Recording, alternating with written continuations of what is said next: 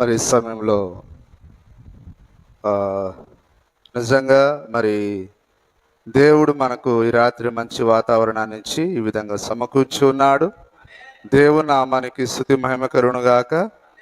హల్లెలూయా, హల్లెలూయా.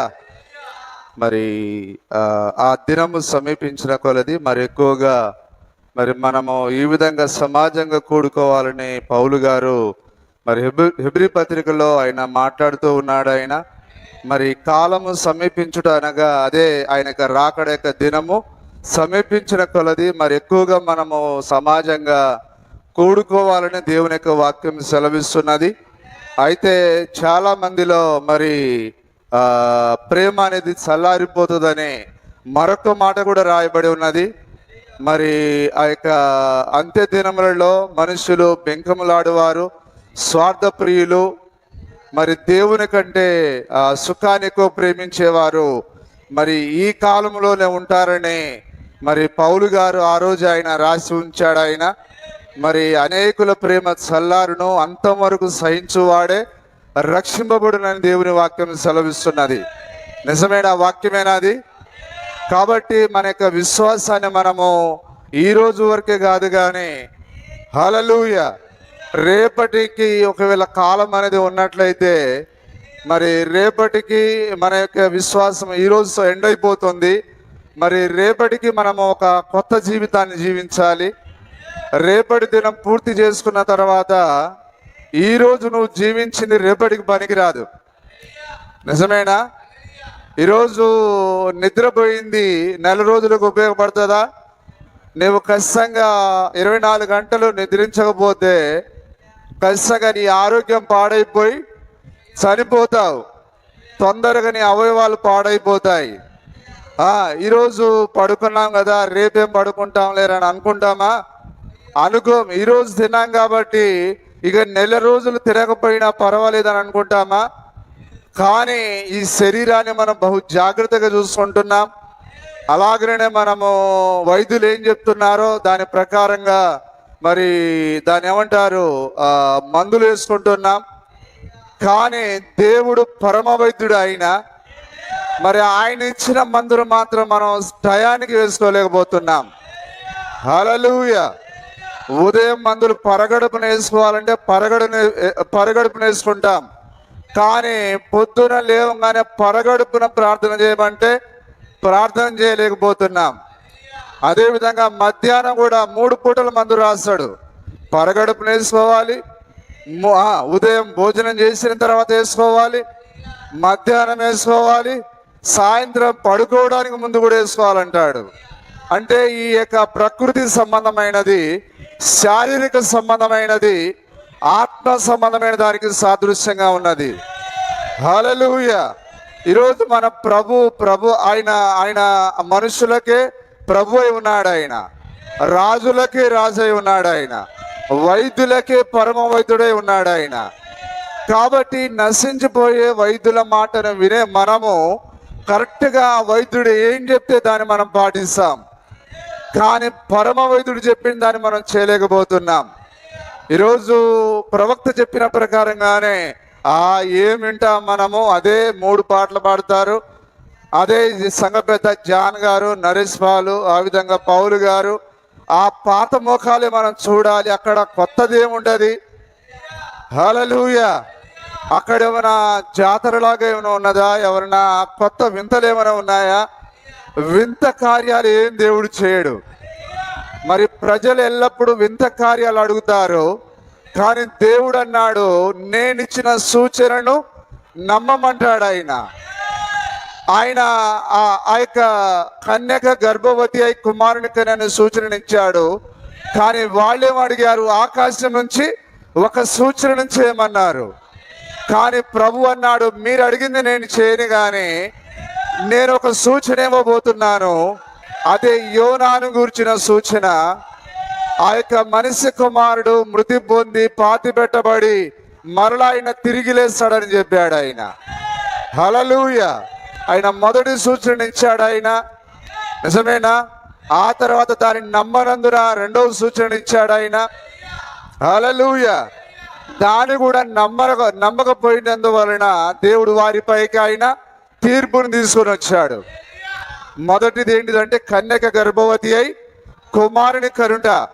రెండోది ఏంటంటే ఆయన కుంటివారు మంచి బాగవుట, గుడ్డివారు చూచుట, ఆ యొక్క నీళ్లు ద్రాక్షారసంగా మారుట, ఆ యొక్క చనిపోయిన వారు తిరిగి లేచుట. అది రెండవ సూచన. ఆ అద్భుత కార్యాలన్నీ రెండో దాని కిందకి వస్తాయి. ఇప్పుడు దేవుడు మూడులో పరిపూర్ణుడు కాబట్టి ఆయనయే మరణించి పాతి పెట్టబడి ఆయన తిరిగి లేచాడు. అయినా కానీ వారు దానిని నమ్మలేకపోయారు. హల్లెలూయా. కాబట్టి నమ్మనందున దేవుడు వారిపైకి ఆయన ఏం తీసుకొని వచ్చాడు? ఆయన తీర్పుని తీసుకొని వచ్చాడు. కాబట్టి ఆ టైటస్ అనే దుర్మార్గుడు వచ్చి వారి యొక్క స్త్రీల యొక్క కడుపులను నిలువుగా చీల్చాడు. ఆ బిడ్డలను నేలకేసి కొట్టాడు. వారి యొక్క రక్తాన్ని ఆ యొక్క నీళ్ళ వలె ప్రవాహంగా పారింపజేశాడు. దేవుని నామానికి స్తుతి కలుగును గాక. అలాగనే ఈ రాత్రి మనము వింత కార్యాల కొరకు లేము కానీ దేవుడు ఈ కాలంలో మనకు ఒక సూచననిచ్చాడు. ఆ సూచన ఏదనగా మనుష్య కుమారుడు మరలా బయలుపరచబడుట. మనుష్య కుమారుని యొక్క రాకడయే హల్లెలూయా మన కాలం యొక్క సూచన ఉన్నది. దేవుడు మనకు ఒక సూచననిచ్చున్నాడు. నోతు దినంలో జరిగినట్లుగా, ఆ యొక్క నోవాహు దినంలో జరిగినట్లుగా మరలా ఆ మనుష్య కుమారుడు ప్రత్యక్షమగు దినమున జరుగును అన్నాడు ఆయన. ఇప్పుడు మనం ఆ గొప్ప ఆ సూచన కాలంలో మనం ఉన్నాం. హల్లెలూయా. మనము ఇప్పుడు ఎక్కడ ఉన్నామనంటే ఆ యొక్క శరీర మార్పు జరిగే కాలంలో మనం ఉన్నాం. కాబట్టి ఏమి విందుము? ప్రతి బుధవారం మందిరానికి వెళ్ళాలి, ప్రతి ఆదివారం చర్చికి మళ్ళా మందిరానికి వెళ్ళాలి. మరి అదే కదా బోధకుడు బైబిల్ తీసుకును, వర్తమానం చదువును, అదే కదా. ఇంకా దాంట్లో ఏముంటుంది? ఈ బుధవారం పోకపోతే ఏమవుతుంది? వచ్చే ఆదివారం వెళ్ళకపోతే ఏమవుతుంది? హల్లెలూయా. కానీ అదే ఆహార దగ్గర వచ్చేసరికి ఉదయాన్నే నీకు గ్యాస్ ట్రబుల్ ఉంటే ఏం చేస్తావు? కరెక్ట్గా అబ్బాయి నువ్వు 6 గంటలు దాటి తిన్నావనుకో నీ పొట్ట పగిలి చచ్చిపోతావు. అంటే వామ్మో ఆ టయానికి తినకపోతే నా పొట్ట ఉబ్బుతుందట, ఆ పేగులన్నీ పాడైపోతాయట. హల్లెలూయా. మళ్ళా చేతులు కట్టుకొని డాక్టర్ గారు మళ్ళీ ఎప్పుడు రమ్మంటారు? మందులు అయిపోగానే వచ్చాయి. హల్లెలూయా. డాక్టర్ని అడుగుతాడు కానీ దేవుడు మాత్రం అడగడు. నిజంగా మనము ఎట్లాంటి మనుషులం అనంటే మనకు తెలివి ఉందని అనుకుంటున్నాం, ఆ జ్ఞానం ఉందని అనుకుంటున్నాం, కానీ మనకు బొత్తిగా లేదని దేవుని యొక్క వాక్యం దగ్గరికి వచ్చినప్పుడు మనం తేలిపోతున్నాం. నాతో ఏకీభవిస్తారా? ఇదంతా సత్యమేనా? Praise the lord. హల్లెలూయా. మరి మనము అన్నిటికీ భయపడుతున్నాం కానీ దేవునికి మాత్రం భయపడలేకపోతున్నాం. కానీ అన్నిటి కాదు మనం భయపడవలసింది ఒకే ఒకరికి, ఆయనే ప్రభు యేసుక్రీస్తు అయి ఉన్నాడు. దేవుని నామానికి స్తుతి కలుగును గాక. హల్లెలూయా. సరే, ఈ రాత్రికాల సమయంలో మరి మనము ఆ యొక్క 7 పరిమాణముల గురించి మనము నేర్చుకుందాం. ఎన్ని పరిమాణములు ఉన్నాయి? 7 పరిమాణములు. ఎందుకంటే దేవుడు 7లో ఆయన పరిపూర్ణుడై ఉన్నాడు. హల్లెలూయా. 7 సంఘకాలాలు, 7 వారాలు, 7 సముద్రాలు, 7 ఖండాలు. నిజమేనా? మరి 7 పండగలు. కాబట్టి దేవుడు సంవత్సరాన 7 ఆయన 6వ దినాన ఈ భూమినంతటిని పూర్తి చేసి, దీనిపైన సృష్టిని పూర్తి చేసి 7వ దినాన ఆయన విశ్రాంతి తీసుకున్నాడు. మరి ఆయన వారం మీకు విశ్రాంతి దినం అన్నాడు. వారం అంటే 7వ దినం. కాబట్టి ఈ భూమి పైన ఎన్ని పరిమాణములు ఉన్నాయి? 7 పరిమాణములు. మరి పౌలు గారు దాని గురించే మాట్లాడుతున్నాడు. ఆ 7 పరిమాణముల గురించి పౌలు గారి కాలంలో అది బయలుపరచబడలేదు. నిజమేనా? ఎందుకంటే దేవుడు తన పైన తాను ఒట్టు పెట్టుకొని ఇక ఆలస్యం ఉండదు కానీ 7వ దూత పలుకు దినములలో దేవుని మర్మము సమాప్తములగును. కాబట్టి దేవుడు ఈ భూమి పైన ఎన్ని పరిమాణములను బంధించాడు? ఆయన 7 పరిమాణములను ఆయన కలిగి ఉన్నాడు. ఆయన మనం ఇక్కడే 7 పరిమాణములు కలిగి ఉన్నాం. హల్లెలూయా. ఇప్పుడు ఉదాహరణ మీరు చూడండి, నిజంగా మరి ఇప్పుడు ఇదే ఖమ్మమేనా? ఇది ఏ పట్టణం సార్? ఇది ఖమ్మం. దీని పక్కనే ఊటీ ఉందనుకుందాం. ఈ ఖమ్మంలో ఉంటే ఏ విధంగా ఉంటుంది? వేడిగా ఉంటుంది. హల్లెలూయా. అదే ఈ ఊటీలో ఉంటే చల్లగా ఉంటుంది. చూడండి, పక్క పక్కన ఉన్నప్పుడు. నిజమేనా? అదే ప్రకారంగా ఇదే భూమి పైన ఈ ఖమ్మం ఉన్నది, ఇదే భూమి పైన ఊటీ ఉన్నది. దీని యొక్క పరిమాణము వేరు, దీని యొక్క పరిమాణము వేరుగా ఉన్నది. నిజం. ఒకే భూమి పైన 2 రకాల పరిమాణాలు ఉన్నాయా? ఒకటి ఎండ వాతావరణం, మరొకటి చల్లని వాతావరణం. నీవు ఇక్కడ ఉంటే చల్లని నీరు తాగాలి, ఇక్కడికి పోతే వేడి నీళ్ళు తాగాలి. మనం నిజమేనా? భయంకరమైన ఎండాకాలం పోయాము. ఆడికి పోయిన తర్వాత గజగజ ఉడికే జాన్ గారు అయితే చక్కగా ఆయన చెవులకు చుట్టుకొని వేడి నీళ్ళు తాగిండు. నేను కూడా వేడి నీళ్ళు తాగాను. చూడండి, ఒకే భూమి పైన ఏ విధంగా వాతావరణాలు ఉన్నాయో అలాగనే ఎందుకు దేవుడు ఒక ప్రాంతాన్ని వేడిగా, ఒక ప్రాంతాన్ని చల్లగా ఉంచాడు? ఆయన అంటే దేవుడు ఇదే భూమి పైన 7 పరిమాణములు కలిగి ఉన్నాడు. అర్థం చేసుకుంటున్నారా? హల్లెలూయా. మరి ఇవన్నీ మనకేం తెలియవు, ఏ సైన్స్ కూడా తెలియదు ఇది. కానీ ఎప్పుడైతే ప్రవక్త రంగం మీదకి వచ్చాడో ఈ భూమి పైన ఉన్న ఆ యొక్క మర్మాలని బయటకు వస్తున్నాయి. Praise the lord. హల్లెలూయా. అయితే ఇక్కడ పౌలు గారు ఆయన ఆ యొక్క 3వ ఆకాశానికి ఎత్తబడ్డాడు. ఆయన 3వ ఆకాశం అనగా ఆ పరిశుద్ధులు ఉండే స్థలం. 3వ ఆకాశం అనగా పరదైసు. మీ దగ్గర పెన్నుంటే రాసుకోనండి. ఇవే మాటలు వర్తమానంలో ఉన్నాయి. మొదటి ఆకాశము, 2వ ఆకాశము, 3వ ఆకాశము. దేవుడు 3లో పరిపూర్ణుడా? 7 సంపూర్ణత ఉన్నదా? హల్లెలూయా. ఇప్పుడు మొదటి ఆకాశం ఎన్ని ఆకాశాలు ఉన్నాయి? 3 ఆకాశాలు ఉన్నాయి. ఇది కనిపిస్తుందా దాంట్లో? మొదటి ఆకాశము చెప్పండి. తర్వాత అందరు మాట్లాడాలి. 2వ ఆకాశము, తర్వాత 3వ ఆకాశము. హల్లెలూయా. అదేనా మనము వాక్యంలో చదివింది? 3వ ఆకాశములకు చదవండి, ఆ మాటను చదవండి, దయచేసి చదవండి.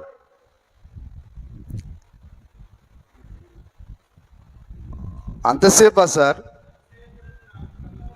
అతిశయపడుట నాకు తగదు గాని అతిశయపడవలసి వచ్చినది దర్శనములను గూర్చియు ప్రత్యక్షతను గూర్చియు చెప్పుదును. క్రీస్తు నందున్న ఒక మనుషుని నేను ఎరుగుదును. ఇప్పుడు ఆయన దేని గురించి మాట్లాడుతున్నాడు? ఆయన ఒక దర్శనంలోనికి వెళ్ళాడు, ఆయన లేదా ప్రత్యక్షతలోనికి వెళ్ళాడు ఆయన. ఇప్పుడు మనము ప్రకటన గ్రంథాన్ని ఏమంటున్నాము? యోహాను యొక్క ప్రత్యక్షత గ్రంథము. అయితే అది యోహాను ఒక్కడి యొక్క ప్రత్యక్షత గ్రంథం కాదు, కానీ అన్ని కాలాల్లో ఉన్న వధువు యొక్క ప్రత్యక్షత గ్రంథము. అది అన్ని కాలాల్లో ఉన్న వధువుకు వచ్చిన ప్రత్యక్షత గ్రంథమై ఉన్నది. హల్లెలూయా. మరి పౌలు గారి కాలంలో ఉన్న వధువుకు ప్రత్యక్షత ఇవ్వబడింది. ఆ తర్వాత 2వ కాలంలో, 3వ కాలంలో, 4వ కాలంలో, 5వ కాలంలో, 6వ కాలంలో ఆ జాన్వెస్లీ యొక్క ప్రజలకు ఆ కాలపు వర్తమానము ప్రత్యక్షత ఇవ్వబడినది. ఇప్పుడు మనం 7వ సంఘ కాలంలో ఉన్నాం. ఈరోజు నాకు పెద్దగా చదువు లేదు, మీకు పెద్దగా చదువు లేదు, మనం దేవుని కార్యాలను గ్రహించగలిగే Glory. ఆ ప్రత్యక్షతను మనం కలిగి ఉన్నాం. Amen. అందుకొరకే ప్రకటన గ్రంథం అనేది యోహాన్ యొక్క ప్రత్యక్షత కాదు కానీ అది వధువు యొక్క ప్రత్యక్షత గ్రంథమై ఉన్నది. ఇప్పుడు ఇక్కడ పౌలు గారు ఆయన యొక్క ప్రత్యక్షతను గురించి మాట్లాడుతున్నాడు. అయితే ఆ ప్రత్యక్షతలో దేవుడు అతడు దర్శనంలోనికి ఎత్తబడ్డాడు. అయినా కానీ దాని యొక్క పూర్తి అర్థాన్ని దేవుడు పౌలు గారికి బయలుపరచలేదు. హల్లెలూయా. అయితే ఎందుకు దేవుడు దాన్ని రహస్యంగా ఉంచాడు? ఎందుకంటే దేవుడు చెప్పాడు అన్ని కాలాల్లో విడవబడిన ఆ మర్మాలు 7వ దూత ద్వారా మాత్రమే బయటికి రావాలి. నేను మాట్లాడేది నిజమేనా? నాతో ఏకీభవిస్తారా? హల్లెలూయా. చదవండి. ఎవరు ఆ మనుషుడు? క్రీస్తు. ఆయన గురించే మాట్లాడుతున్నాడు. ఇప్పుడు ఏమంటారు? డైరెక్ట్ గా తండ్రి యొక్కయు కుమారుని యొక్కయు పరిశుద్ధాత్మ యొక్కయు అని ఆయన మర్మంగా చెప్పకుండా, డైరెక్ట్ గా చెప్పకుండా, యేసుక్రీస్తు నామమని చెప్పకుండా తండ్రి యొక్కయు కుమారుని యొక్కయు పరిశుద్ధాత్మ యొక్కయు అని ఎందుకు చెప్పాడు ఆయన? కాబట్టి మేము ఎట్లే చేస్తామంటే తగలడు అట్లే. అయితే దానికి ఒక తాళపు చేయి ఉన్నది. అదే ప్రభు అయిన యేసుక్రీస్తు అయి ఉన్నది. ఇక్కడ కూడా ఆయన ఒక మనుషుడు అని అంటున్నాడు కానీ నేనేనని చెప్పట్లేడు ఆయన. Praise the lord. హల్లెలూయా. క్రీస్తు నందున్న ఒక మనుషుని నేను ఎరుగుదును. అతడు ఇప్పుడు ఎవరి గురించి ఇది? ఆయన గురించి ఆయన మాట్లాడుతున్నాడు. మరి ఆయన గురించి చెప్పుకోవచ్చు కదా. దేవుడు ఆయనకు అవకాశం ఇవ్వలే. నీ పేరు అక్కడ పెట్టుకొని చెప్పరా అని దేవుడు చెప్పలే. హల్లెలూయా. క్రీస్తు నందున్న ఒక మనుషుని నేను ఎరుగుదును. అతడు 14 సంవత్సరముల కిందట 14 సంవత్సరముల కిందట 3వ ఆకాశమునకు కొనిపోబడెను. ఇప్పుడు ఆయన వెంటనే రాయట్లేడు. ఆయన నిజమేనా? అప్పుడే ఎత్తబడినప్పుడే రాయలేదు ఆయన. అప్పుడు దేవుడు అనుమతి ఇయ్యలే. కానీ సంవత్సరాల తరబడి అయిపోయిన తర్వాత ఆ 14వ సంవత్సరం వచ్చినప్పుడు పౌలు నువ్వు ఒక రోజు ఎత్తబడ్డావు కదా, ఆ దర్శనాన్ని గురించి ఇప్పుడు రాయి. హల్లెలూయా. ఇప్పుడు మీకు అర్థమవుతున్నదా? ఆ సన్సెట్ పర్వతం యొక్క దర్శనము దేవుడు ప్రవక్తకి ఇచ్చినప్పుడు ఆయన ముందే ఎందుకు చెప్పలేదు? ఆయన వచ్చిన తర్వాత ఎందుకు చెప్పాడు ఆయన?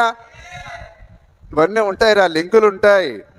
నువ్వు అనుకున్నట్లుగా ఏముండదు. హల్లెలూయా. 3వ ఆకాశమునకు కొనిపోబడెను. అతడు శరీరముతో కొనిపోబడెను నేను ఎరుగను. శరీరంతో అంటే పౌలు గారు అసలేం అర్థం కావట్లే. మరి అక్కడ ఆ యొక్క పరదైసులో ఆ 3వ ఆకాశంలో నేను ఇదే మాంసపు దేహంతో వెళ్ళానా, అసలు మరొక శరీరమా, అసలు నాకేమీ అర్థం కాలేదు అంటున్నాడు ఆయన. కానీ నిజంగా ఒక వ్యక్తి శరీర మార్పు జరిగిన తర్వాత అతనికి ఏమొస్తుంది? అతనికి థియోఫనీ శరీరం వస్తుంది. హల్లెలూయా. ఇప్పుడు దాన్ని పౌలు గారు అదే మాట్లాడుతున్నాడు ఆయన. శరీరంతో కొనిపోబడెను నేను ఎరుగను. శరీరము లేక కొనిపోబడెను నేను ఎరుగను. అదే పౌలు గారు ఏం రాశాడు? ఈ యొక్క చేతి పని అయిన ఈ గుడారము శిథిలమైపోయినను చేతి పని కాని ఒక శరీరం అనుకున్నది, అందులోనికి మనం వెళ్తామని రాశాడు ఆయన. కానీ ఎక్కడ మాత్రం దేవుడు అతనికి మాట్లాడేదానికి అనుమతి ఇవ్వలేదు. అది దేవునికే తెలియను. అట్టి మనుషుని నేను ఎరుగుదును. అతడు పరదేశంలోనికి కొనిపోబడి. ఇప్పటికైనా అర్థమైందా? 3వ ఆకాశం అంటే పరదైసు. 3వ ఆకాశం అని ముందు మాటలో అన్నాడు. తర్వాత దానిని ఏమని రాస్తున్నాడు ఆయన?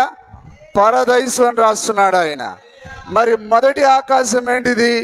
మొదటి ఆకాశం అంటే ఆ యొక్క మేఘాలు ఉండేది. మేఘములు ఉండే వాతావరణాన్ని ఏమంటారు? మొదటి ఆకాశం అంటారు.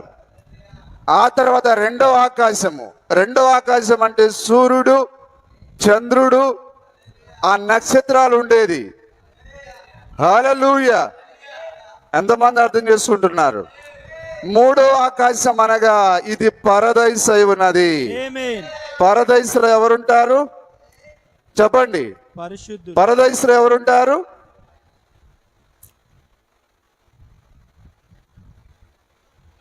జాన్ గారు బుధవారం సాయంత్రం కూడా భోజనాలు చేయాలి.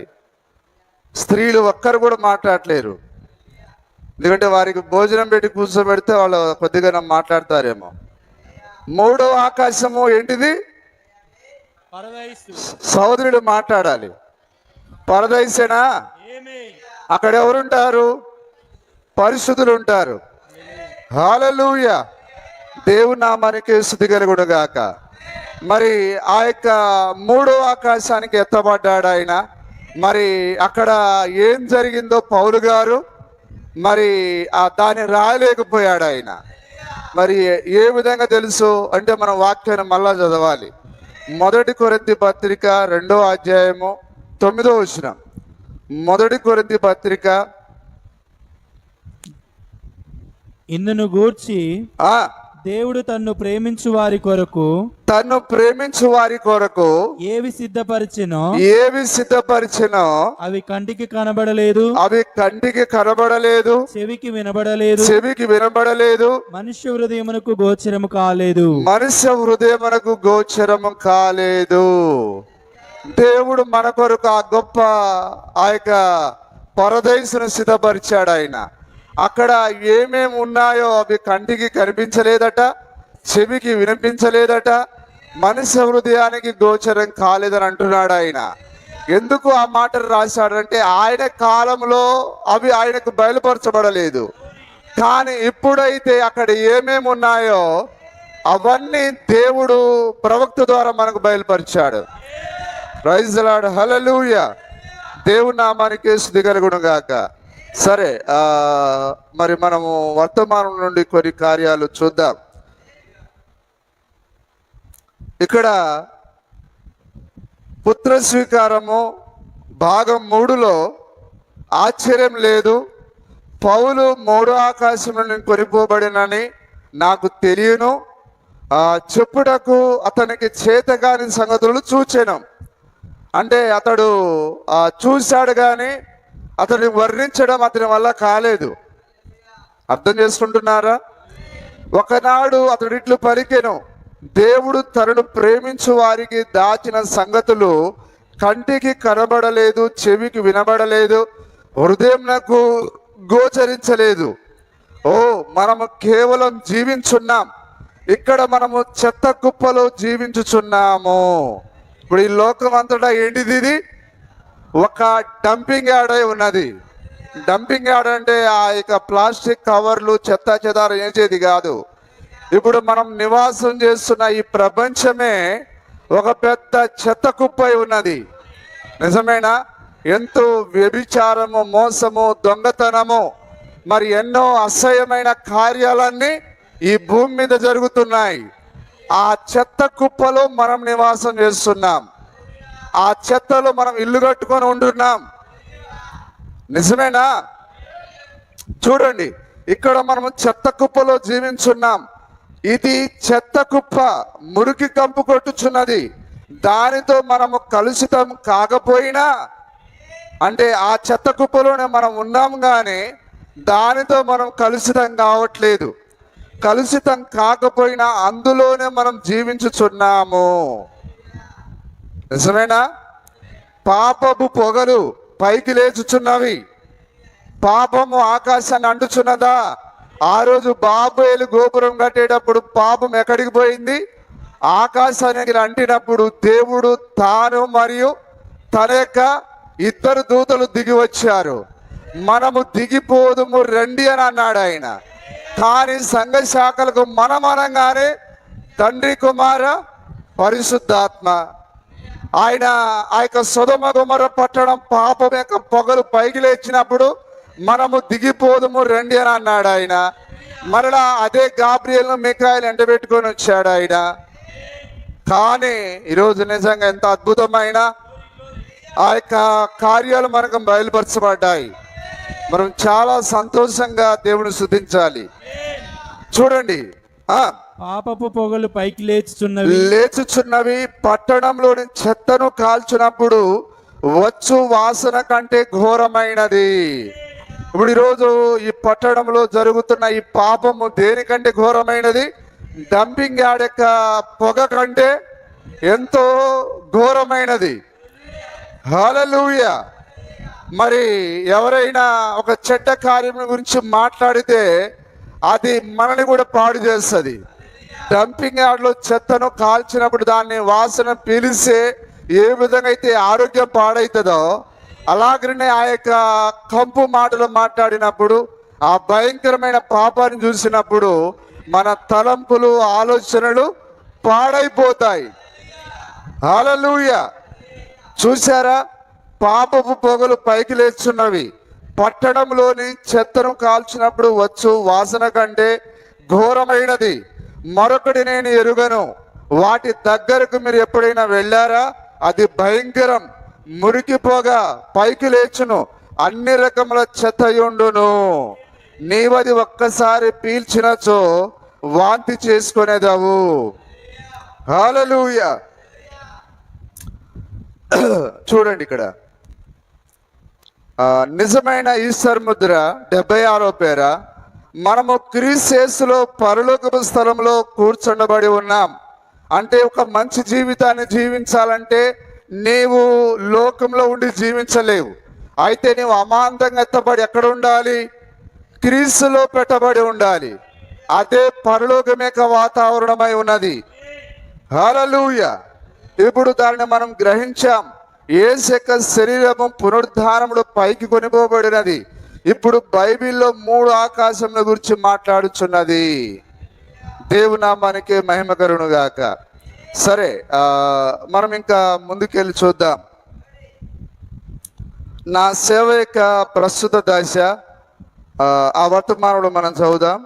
మరి జాగ్రత్తగా వినాలని కోరుచున్నాను.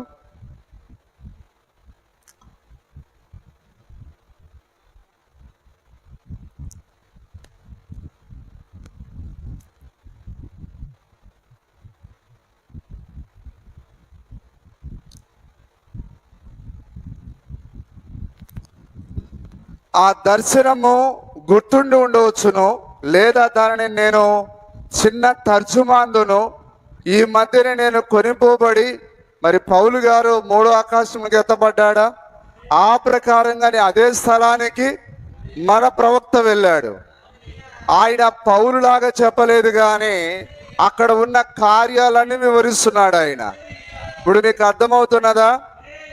కొనిపోబడి మరి అక్కడ ఆ జనులను చూచాను, మరియు నా వైపునకు నేను తిరిగి చూచున్నాను. ఇప్పుడు ఆయన పైకి ఎత్తబడ్డాడు. ఆయన యొక్క థియోఫనీ శరీరంలో ఉన్నాడు. ఆయన అక్కడ మధ్యాకాశంలో నిలబడి, ఆ మధ్యలో నిలబడి ఆయన కింద చూస్తున్నాడు. ఆయన యొక్క ముసలి దేహము, ఆయన భార్య పక్కన ఆయన పడుకొని ఉన్నాడు. ఆయన ముసలి దేహం అక్కడ పడి ఉన్నది. హల్లెలూయా. ఆయన అనుకున్నాడు, నేను చనిపోయాను కావచ్చు, అందుకే నేను పైకి వెళ్ళిపోతున్నాను అనుకున్నాడు ఆయన. కానీ అదొక దర్శనమై ఉన్నది, లేదా ఆయన ఆ పరదైసుకు ఎత్తబడి ఉన్నాడు. జాగ్రత్త వాక్యాన్ని వినండి. నేను తిరిగి చూస్తున్నాను, మరి అక్కడ మిలియన్ల మంది ఉన్నారు. నేను యేసును చూడగోరుచున్నాను అన్నాను. ఆయన మహోన్నతుడు. ఆయన చెప్పాను, సరే చూడండి, ప్రజలు చనిపోయినప్పుడు వారు వెంటనే దేవుని యొద్దకు వెళ్ళరు. కానీ ఇప్పుడైతే ఏమంటున్నారు? అమ్మా నువ్వు ఎక్కడికి వెళ్ళావంటే, నేను నేరుగా యేసు ప్రభు దగ్గరికి వెళ్ళాను. ఒక ఆయన ఏమంటున్నాడు అంటే, మన దేవదాసయ్య గారు యేసు ప్రభు పక్కన కూర్చొని ఇడ్లీలు తిన్నారు. యేసు ప్రభుకు కడుపు నొప్పి వచ్చింది. దేవదాసయ్య గారు ప్రార్థన చేశాడు, వెంటనే తగ్గిపోయింది. ఇవన్నీ కట్టుకథలు. హల్లెలూయా అని ఆయన చెప్పాను. సరే చూడండి, ప్రజలు చనిపోయినప్పుడు వారు వెంటనే దేవుని యొద్దకు వెళ్ళరు. ఇప్పుడు మీరు దానిని తప్పక అర్థం చేసుకుందరని నేను నమ్ముదును. బహుశా దాన్ని నాకు తెలిపిన శ్రేష్టమైన రీతిలో నేను దాన్ని వివరించవలనని కోరుచున్నాను. మీరు తొందరలో ఉన్నారా? తొందర ఉందా మీకు ఈ రాత్రి? మనము కొద్దిగా సమయం తీసుకొని పిదప మరియు దానిని వీలైనంత తేటగా వివరించుటకు నేను ప్రయత్నించేదను. ఇప్పుడు మనం ఇక్కడ హల్లెలూయా మరి ఓకే 13 నుంచి. ఇప్పుడు మనం ఇక్కడ వచ్చినప్పుడు 3 పరిమాణంలో మనం ఇక్కడ జీవించుచున్నామని మనము గుర్తుంచుకొనవలెను. ఇక్కడ మనము ఈ మానవ దేహము ఎన్ని పరిమాణములలో నివాసం చేస్తున్నది? 3. ఎన్ని పరిమాణములు?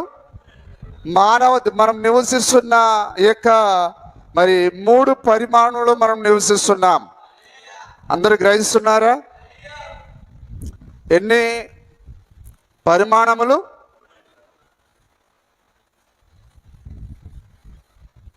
ఒకటి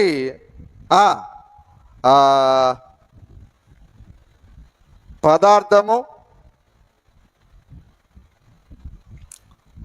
కాలము.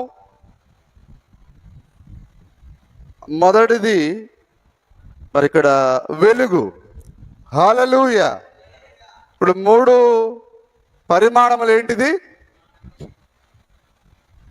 వెలుగు, పదార్థము, కాలము. ఈ 3 పరిమాణంలో మనం ఉన్నాం.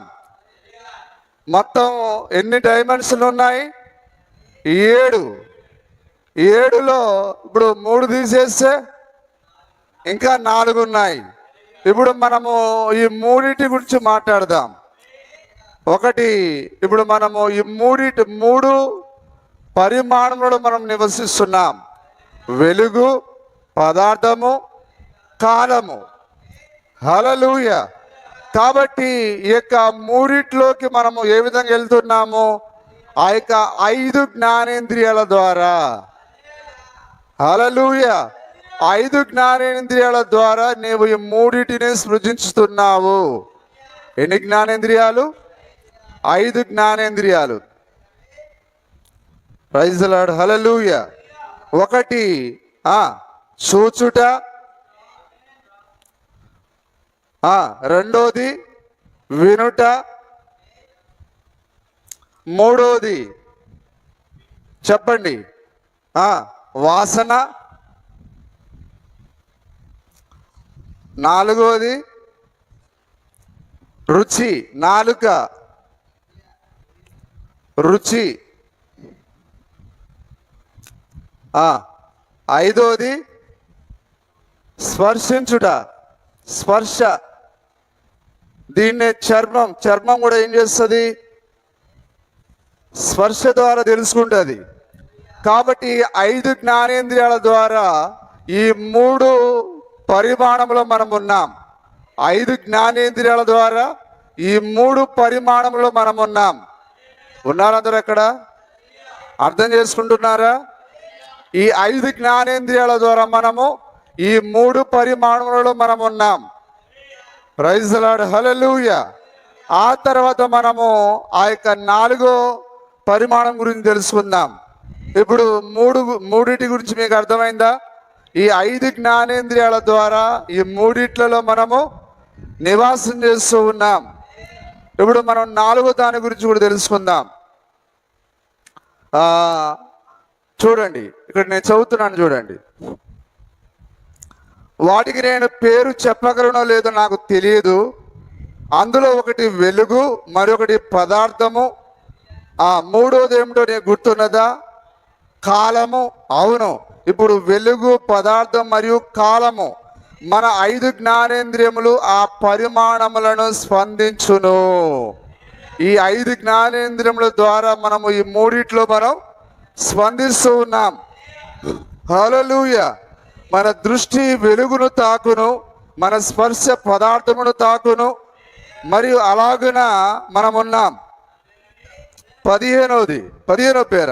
కానీ ఇప్పుడు మనకు సైన్స్ ద్వారా ఒక సంబంధం ఏర్పడుచున్నది. అది 4వ పరిమాణము. హల్లెలూయా. సైన్స్ అనేది ఏంటిది?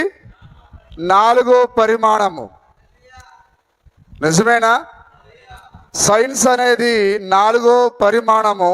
ఎందుకనగా ఈ ఆలయం ద్వారా రూపములు, రేడియో స్వరములు, టెలివిజన్ చిత్రములు వస్తున్నవి, కానీ దానిని మన జ్ఞానేంద్రియములు గ్రహించడం లేదు. ఇక్కడ మరి కొన్ని స్వరాలు ఇక్కడి నుంచి వెళ్తున్నాయి. కొందరు నాట్యం ఆడుతూ ఉన్నారు, కొందరు మాట్లాడుతూ ఉన్నారు. కానీ ఇప్పుడు మనము మన కళ్ళ ద్వారా చెవుల ద్వారా వినలేము. కానీ ఇక్కడ ఒక సైన్స్ కనిపెట్టిన యంత్రాన్ని పెట్టినట్లయితే ఇక్కడ కొందరి స్వరాలను మనం వినగలుగుతాం, కొందరు అటు ఇటు కదలడాన్ని మనం చూడగలుగుతాం. అంటే 4వ పరిమాణం అనేది సైన్స్ అయి ఉన్నది. ఆ 4వ పరిమాణం అనేది ఏంటిదో కాదు, కానీ నీ జీవితము రికార్డు చేయబడుట. 4వ పరిమాణం అనేది సైన్స్ వచ్చి ఏం చేసింది? ఆ యొక్క రికార్డు చేసేది ఒకటి ఉన్నదని రుజువు చేసింది. కాబట్టి ఒక మనిషి పుట్టినది మొదలుకొని లేదా తనకు ఊహ తెలిసినది మొదలుకొని అవన్నీ ఏం చేయబడతాయి? అతని మాట, అతని ఆలోచన, అతని యొక్క ప్రతిదీ ఆ యొక్క రికార్డులో చేయబడుతుంది. రికార్డు చేయబడి అది దేవుని యొక్క ర్యాక్లో ఉంచబడుతుంది. దాన్ని సైన్స్ వచ్చి నిరూపించింది, 4వ పరిమాణం ఒకటి ఉన్నదని. హల్లెలూయా. సరే, చూడండి ఇక్కడ టెలివిజన్ చిత్రంలో వచ్చున్నవి, కానీ దానిని మన జ్ఞానేంద్రియములు గ్రహించడం లేదు. కానీ ఈతర తరంగములను పట్టుకొని ప్రసారము చేయు ఒక నాళిక స్ఫటికం ఉన్నది. కాబట్టి మీరు చూడండి, ఇప్పుడు ఇక్కడ ఈ భవనంలో జనుల యొక్క నటనలు మరియు స్వరములు గాలిలో కలిసి ఉన్నవి. అవి ఇక్కడే ఉన్నవి, దాన్ని మనం ఎరుగుదము. అవి అక్షరాల సత్యములే. నీవు చేయవలసిన ఒకే ఒక కార్యం ఏదనగా వాటిని నీవు పట్టుకొనచో చాలును. సైన్స్ కనిపెట్టిన ఈ యాంత్రిక సంగతులు నాకు అర్థం కావు, కానీ 4వ పరిమాణం ఉన్నదని అది మనకు రుజువు చేయుచున్నది. ఆ 4వ పరిమాణం అదే మన జీవితాన్ని దేవుడు రికార్డ్ చేయుట. ఇక్కడ స్వరాలు రికార్డ్ చేయబడుతున్నాయి, మన నాట్యం రికార్డ్ చేయబడుతున్నది, మన నటన రికార్డ్ చేయబడుతున్నది. అంటే దేవుని దగ్గర కూడా ఒకటి రికార్డ్ చేయబడుతున్నది. ఇప్పుడు ఎప్పటిదో పాత సినిమా మనం చూస్తున్నాం, అంటే మనం సినిమాలు చూడము, కానీ ఎప్పటియో పాత సినిమాలు ఏ విధంగా చూస్తున్నారు వాళ్ళు, అవన్నీ రికార్డ్ చేయబడి ఉన్నాయి. ఆ మనుషులు చనిపోయి పాతాళానికి పోయినా సినిమా వాళ్ళు ఒక్కడు కూడా పరలోకానికి పోడు. నిజమేనా కాదా? ప్రవక్త ఆ మర్లిన్ మన్రో గురించి చెప్పాడు ఆయన. ఆమె ఇప్పుడు లేదు, కానీ ఆమె నటించిన ఆమె యొక్క నటన, ఆమె ధరించిన వస్త్రాలు, ఆమె పాడిన ఆమె యొక్క పాటలు, స్వరాలు అవన్నీ దేవుని యొక్క రికార్డులోకి ఎక్కినాయని అన్నాడు ఆయన. అవి తీర్పు దినాన ఎక్కడికి పోవు అవి. చూడండి ఇక్కడ సత్యములే ఒకే ఒక కార్యము. హల్లెలూయా. సరే, మనం వాటిని చూద్దాం. 5వ ముద్ర 143వ పేర.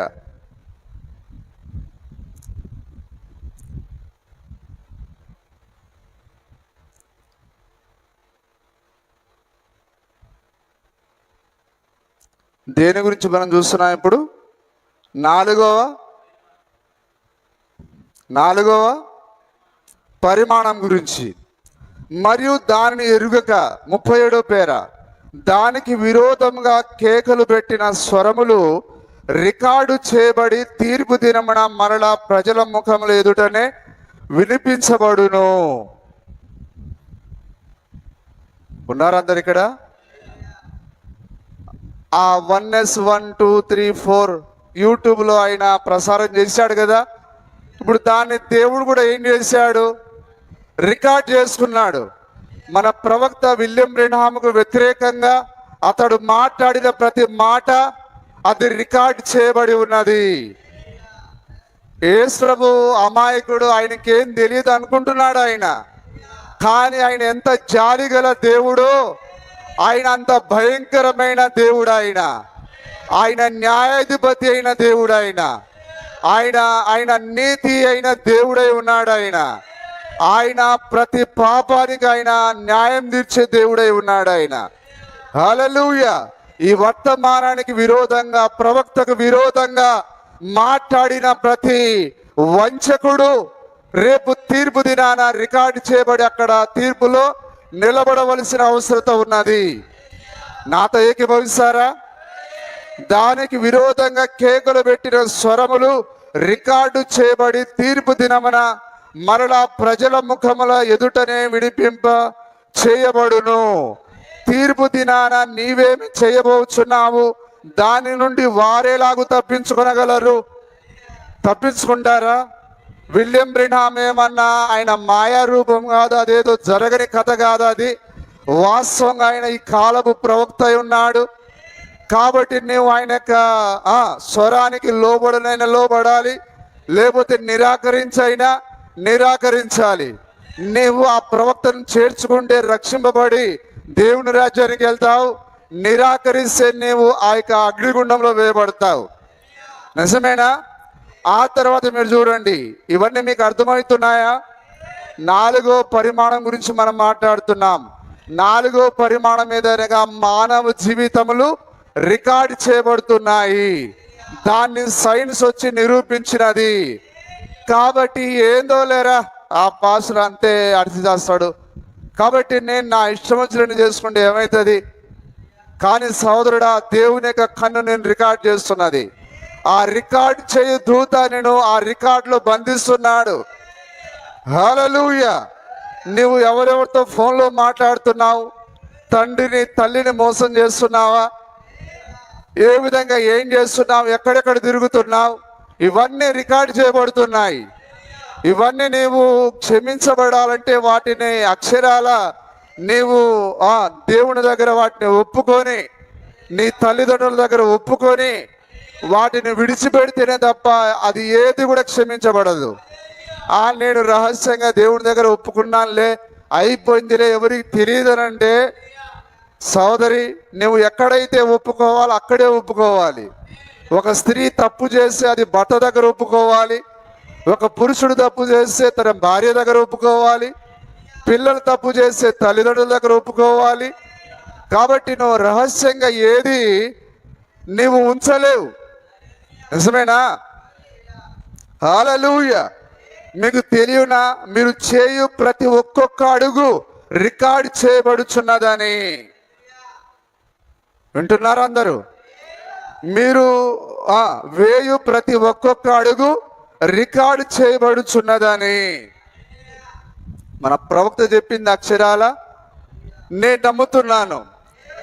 అతడు ఎటైనా తిరగని, ఎన్ని వేషాలైనా వేయని, అతడు ఒకవేళ దేవుని కుమారుడైతే దేవుడు అతని యొక్క ముక్కుకి గాలం విసిరి ఆయన లాగుతాడు. ఆయన అందులో ఉదాహరణ ఇక్కడే కూర్చొని ఉన్నాడు.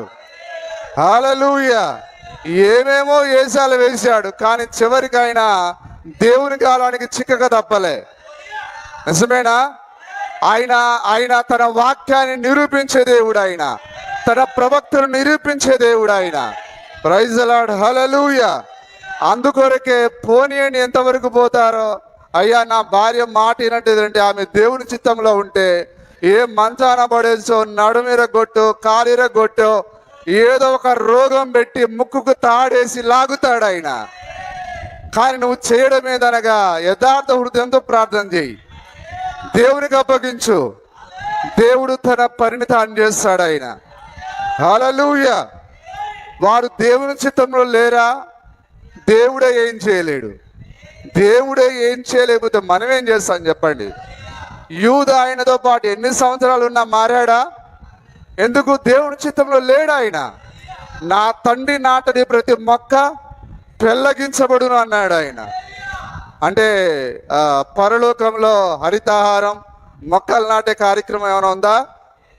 మొక్క అంటే మనుషులకు పోల్చబడ్డారు. హల్లెలూయా. ఈ విధంగా మనం మాటకు మాట చెప్పుకుంటూ పోతే ఈ రాత్రంతా మనం మాట్లాడవచ్చు.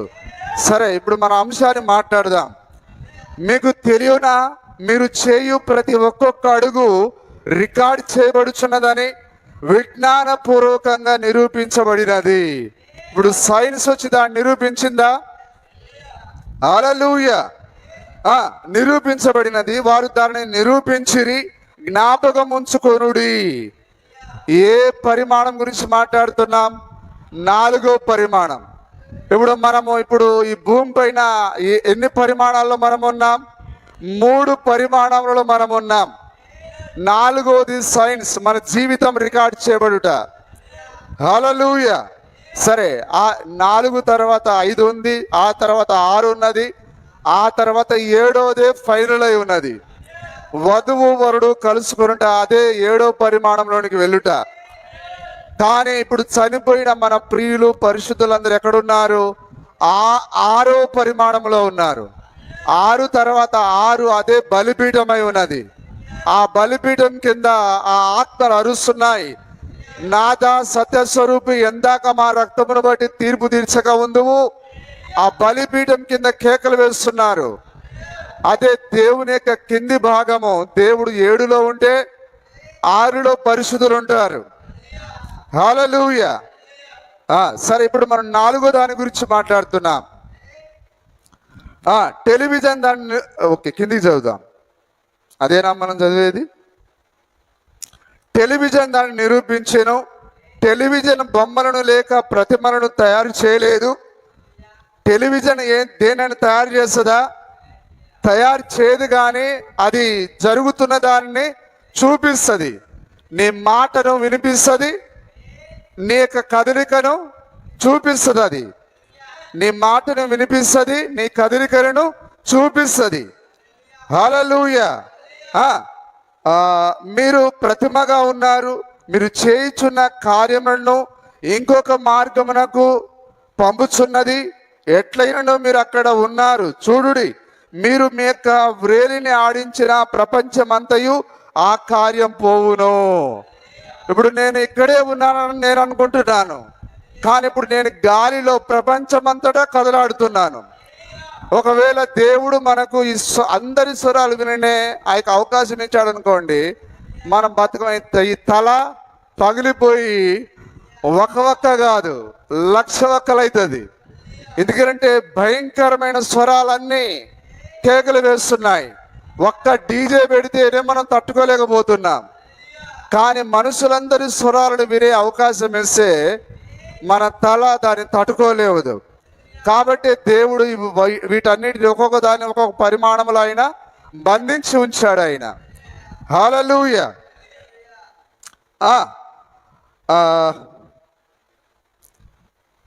వ్రేలిని ఆడించిన ప్రపంచమంతయును ఆ కార్యం పోవును. మీరు దుస్తులు ధరించు ప్రతి ఒక్క సమయంలో మీరు ప్రపంచమంతటా ఆ దుస్తులతో టెలివిజన్ ద్వారా ప్రదర్శింపబడుదురు. ఇప్పుడు నేను ఎర్ర చొక్క వేసుకుంటే తెల్ల చొక్క పడుతుందా? ఎర్ర చొక్కానే. మరి ఆ ముసలి వయసులో సమూయేలు చనిపోయాడు. ఆయన ఒక దుప్పటి కలుపుకొని ఉన్నాడు. ఆయన ఆ ఎండోరు పిశాచము పట్టిన ఆ స్త్రీ పిలిచిందా బయటికి. అప్పుడు ఒక వృద్ధుడు ఒక దుప్పటి కప్పుకొని ఉన్నాడని అన్నదా? హల్లెలూయా. ఇప్పుడు ఆయన ఏ దుప్పటి కప్పుకొని ఉన్నాడో బతికున్నప్పుడు, చనిపోయినా కానీ అదే దుప్పటితో ఉన్నాడు ఆయన. మారిందా ఏమన్నా? నువ్వు ఎక్కడికి పోయినా మారవు. సరే, ప్రపంచమంతయు ఆ కార్యం పోవును. మీరు దుస్తులు ధరించు ప్రతి ఒక్క సమయమున మీరు ప్రపంచమంతటా ఆ దుస్తుల ద్వారా ప్రదర్శింపబడుదురు. అది రికార్డు చేయబడుచున్నది. కాబట్టి చాలా జాగ్రత్తగా మన నాలుకను, మన జీవితాన్ని, మన తలంపులను, ఆలోచన మనం భద్రం చేయాలి. ఎందుకంటే రికార్డు చేయి దూత మనం రికార్డు చేస్తున్నాడు. మీ యొక్క మెదడులో వచ్చు ప్రతి ఒక్క తలంపు రికార్డు చేయబడుచున్నది. మరి ఒకరోజు ఆ రికార్డు నిలిపివేయబడి, ఎప్పుడు నిలిపివేయబడుతుంది? నువ్వు చనిపోగానే అది ఆఫ్ చేయబడుతుంది. నీ క్యాసెట్ పూర్తి అయిపోయింది, దాన్ని తీసుకెళ్ళి ఆయన ఆ ర్యాక్లో పెట్టేస్తాడు. మళ్ళీ దాన్ని ఎప్పుడు బయటికి తీస్తాడు ఆయన? తీర్పు దినాన బయటికి తీస్తాడు ఆయన. హల్లెలూయా. 144 పేర పిదుప న్యాయ తీర్పులో అది తిరిగి వచ్చును. అక్కడ క్రైస్తవులని చెప్పుకొనుచున్న మీరు కత్తిరించిన వెట్టిగలతో నిలిచెదరు. చాలా మంది క్రైస్తవులను చెప్పుకొని జుట్టు కత్తిరిస్తున్నారు కదా, వాళ్ళు రేపు అక్కడ నిలబడతారట. ఏం కాదులే, ఆ పాస్టర్ చూడలేదు, ఆ సంఘ పెద్ద చూడలేదని నువ్వు అనుకుంటున్నావు, కానీ ఆ రికార్డు చేయు దూత నిన్ను రికార్డ్ చేస్తున్నాడు. హల్లెలూయా. ఎప్పటి నుంచో వర్తమానం అట, కానీ అమ్మాయి పెద్ద మనిషి అయితే పెద్ద మనిషి ఫంక్షన్ చేయాలి. ఎవరైనా నలుగురు ఏమైనా అనుకుంటారు అని చెవులు కుట్టాలి. సదింపులు వేస్తే మనం సదింపులు రాబట్టడానికి ఒకడు చేశాడు. సదింపుల కోసం పంచకట్టు కార్యక్రమం నిర్వహించిండు. అట్లాంటి వాళ్ళని దేవుడు పరలోకంలో ఆయన అవకాశం ఇవ్వడు ఆయన. హల్లెలూయా. చూడండి,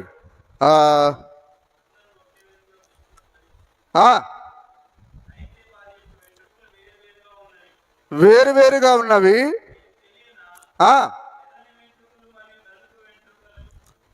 అక్కడ వాక్యములకు వ్యతిరేకమైన మీ యొక్క తలంపులతో నిలిచెదరు, మరియు ఆ తలంపులు మీ చింతలో ఉన్నవి, మీరు దానిని దాచలేరు.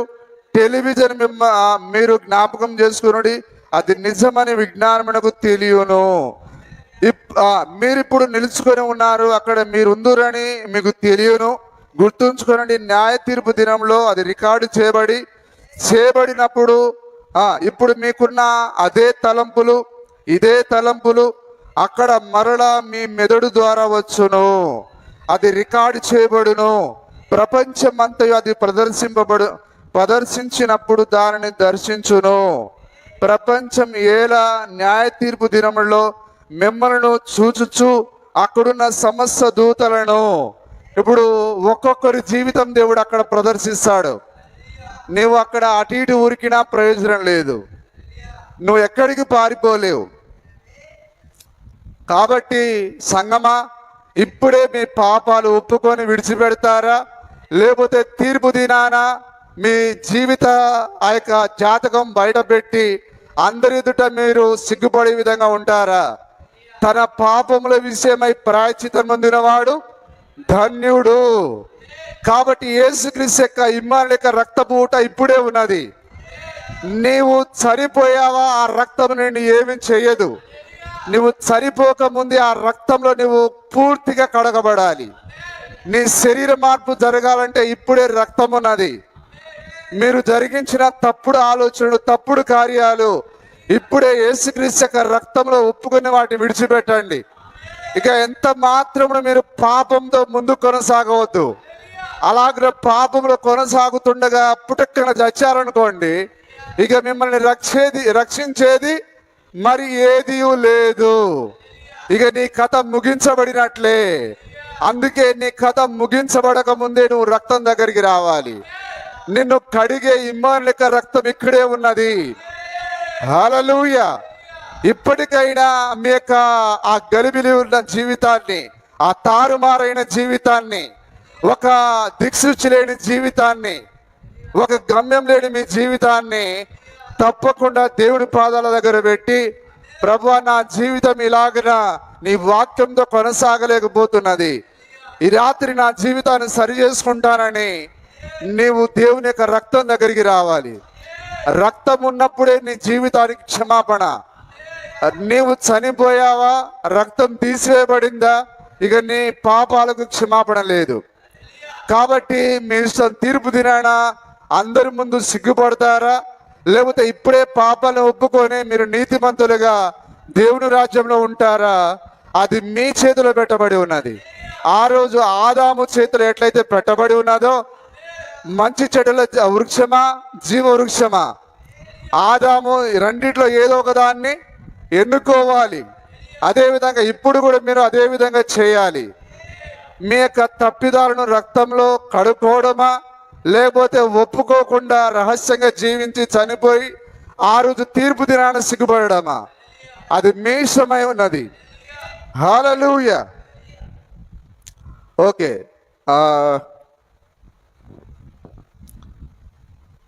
న్యాయ తీర్పు దినంలో మిమ్మల్ని చూచుచు అక్కడ సమస్త దూతలను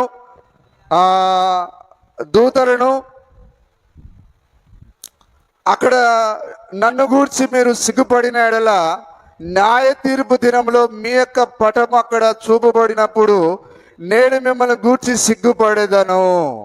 ఇప్పుడు దేవుని కొరకు జీవించడానికి ఎవరైతే సిగ్గుపడుతున్నారో ఒకరోజు ఆయన మిమ్మల్ని చూసి ఆయన సిగ్గుపడతాడు. ఆయన ఇతరుని నేను కుమారునిగా ఒప్పుకోను, ఈమెను నేను కుమార్తెగా ఒప్పుకోను, ఎందుకంటే నా గురించి జీవించడానికి ఈమె సిగ్గుపడింది, నా గురించి జీవించడానికి ఇతడు సిగ్గుపడ్డాడు, కాబట్టి ఇతడు నా కుమార్తెగా లేదా ఈమె నా కుమార్తెగా కుమారుడిగా ఉండడానికి అర్హత లేదని ఆయన దేవదూతలు ఎదుట సిగ్గుపడతాడట. కాబట్టి మీ నిర్ణయం అది. మీరు ఏం డిసైడ్ చేస్తారో డిసైడ్ చేసుకోండి. న్యాయ తీర్పు దినంలో మీ యొక్క పటము అక్కడ చూపబడినప్పుడు నేను మిమ్మల్ని గురించి సిగ్గుపడదను. ఈ లోకంలో యేసుక్రీస్తు నిమిత్తము మీరు సిగ్గుపడిన ఎడల న్యాయ తీర్పు దినములో ఆయన మిమ్మల్ని గూర్చి సిగ్గుపడును. ఏలైనగా నేను నా వాక్యమును అభిషేకించి ఉన్నాను, నీ కొరకు దానిని పంపి ఉన్నాను. వాక్యాన్ని అభిషేకించి ఆయన నీ దగ్గరికి పంపాడు. ఆయన నీవు దాని కొరకు జీవించాలని. దాన్ని మీరు నమ్మలేరు. మీరు ఏదో ఒక దాని కింద దాక్కొనవలసి ఉన్న వారై ఉన్నారు. గుర్తుంచుకోనండి, దీనిని రికార్డు చేయించున్నారు. ఈ టేపు పైనే కాదు, దేవుని యొక్క గొప్ప రికార్డులో మీలో ప్రతి ఒక్కరి మీ తలలు వంచినప్పుడు మీ యొక్క ప్రతి అడుగును మీ హృదయమును వంచి ఉండగా మీ మెదడులో ఏ తలంపులు పోవచ్చున్నవి అని కూడా గుర్తుంచుకొనుడి. రికార్డ్ చేయబడుచున్నవి. కాబట్టి మన పుర్రెలో పుట్టిన ప్రతి ఆలోచన కూడా రికార్డ్ చేయబడుతుందట. అప్పుడే మహిమలో ఇక్కడ మిమ్మల్ని మీ తలంపులను రికార్డు చేసిన కార్యములన్నీ న్యాయ తీర్పు దినములో వేసి చూపబడును. మీ యొక్క నిశ్చయము ఎక్కడ, ఏ విధముగా ఆ రోజు మీరు దానిని మార్చగలరు? ఇక రికార్డ్ చేయబడి అక్కడ అది స్టోర్ చేయబడితే దాన్ని మీరు ఎట్లా మారుస్తారు? కాబట్టి ఆ రికార్డ్ చేయబడిన ఆ రీల్ అంతా కొట్టివేయబడాలంటే ఇప్పుడే అవకాశం. నిజమేనా? అర్థమవుతున్నదా? ఇప్పుడు మీకు అవకాశం ఉన్నది. ఆ రికార్డులో ఉన్న ఆ రికార్డ్ అంతా కాల్చివేయాలంటే, దేవుడు ఆ రికార్డుని తీసుకెళ్ళి మరుపనే సముద్రంలో వేయాలంటే ఇప్పుడే ఇమ్మానుయేలు యొక్క ఊట కిందికి రావాలి, ఆ రక్తం కిందికి రావాలి. ప్రభువా, నేను అనాలోచితంగా ఆలోచించాను, అమర్యాదగా ప్రవర్తించాను, ఆడకూడని ఆ యొక్క మాటలు నేను మాట్లాడాను, నా జీవితాన్ని ఇష్టానుసారంగా జీవించాను. ఈరోజు అది నాకు చాలు ప్రభువా, ఇక నేను ఈ రోజు నుంచి దాన్ని కొనసాగించాలనుకోవట్లేదు, ఈ రోజు దాన్ని విడిచిపెట్టాలనుకుంటున్నాను. నీవు అలాగ నా తీరుడు వై దేవుని యొక్క రక్తం కిందికి వస్తే ఆ టేపును ఆయన ఆ సముద్రంలో, ఆ అడుగులేని సముద్రంలో విసిరేస్తాడు ఆయన. ఇక నీకు ఏ రికార్డ్ లేదు అక్కడ. దయ్యం వచ్చి చూసి ఈయన రికార్డ్ తీయనంటే రికార్డ్ ఎక్కడిదిగా ఉందా రికార్డ్? అది మరుపరే సముద్రంలో, అడుగులేని సముద్రంలో అది పడవేయబడింది. సాతానుడు గాలం వేసి లాగిన అది ఎక్కడా దొరకదు. అది హల్లెలూయా! ఎంత అద్భుతంగా ఉన్నది కదా వర్తమానం. గుర్తుంచుకోనండి,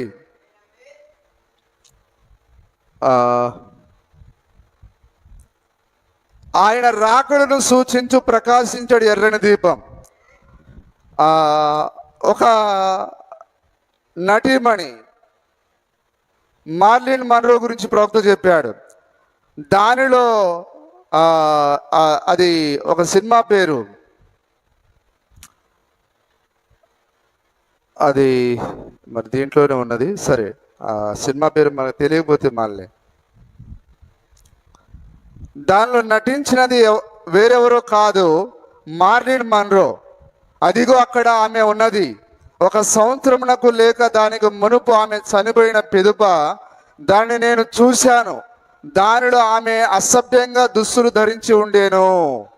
ఆమె ఒక్కసారి దుస్తులు ధరించి నటించింది, కానీ ఇప్పటికీ అది రికార్డ్ చేయబడి ఇంకా మనుషులు దాన్ని చూస్తూనే ఉన్నారు.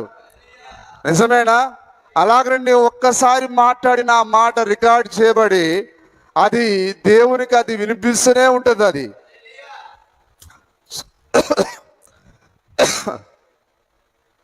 అసభ్యంగా దుస్తులు ధరించి ఉండెను. దానిలో ఆమె స్వరము టేపులో ఉన్నది. ఇంకను ధ్వనించుచున్న ఆ స్వరము అనేక సంవత్సరములకు నుండును. అది మ్యాగ్నెటిక్ టేపులో తీయబడి ఉన్నది. ఆ మ్యాగ్నెటిక్ టేపు ఆమె యొక్క నటనను పట్టుకుని ఎడల ఈ రాత్రి ఆమె ఎచ్చట ఉన్నదో అచ్చట నుండి ఆమె దీనిని చూచును. ఆమె గనుక వెనుతిరిగి చూచిన ఎడల ఆమె యొక్క చర్యలను ఆమె నిరాకరించలేదు.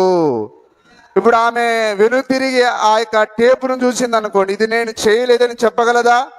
ఆమె ఎంత మాత్రము చెప్పలేదు. ఎందుకంటే ఆ రికార్డే సాక్ష్యం ఇస్తున్నది. హల్లెలూయా. దానిని ఆమె కాదనలేదు. ఏలైనగా మనము ఆమె నటించున్న టేపులను కలిగి ఉన్నాం. ఈ లోక రికార్డింగ్ ఆ విధంగా నున్న ఎడల దేవుని యొద్ద గల మేటి అయిన టేపు దాని చెదలు దినము వర్షాలు వచ్చిన పాడు కాదు. అది మేటి అయిన టేపు. అది ఎట్లు మనకు ప్రతి కదలికను ప్రతి చర్యను సమస్యమును ఆ మహా సర్వోన్నతుని యొక్క టేపుపై నమోదై ఉన్నది. మనము దాని నుండి తప్పించుకొనలేము. ఇప్పుడు ఎన్నో పరిమాణం ఇది? 4వ పరిమాణము గురించి మాట్లాడుతున్నాము.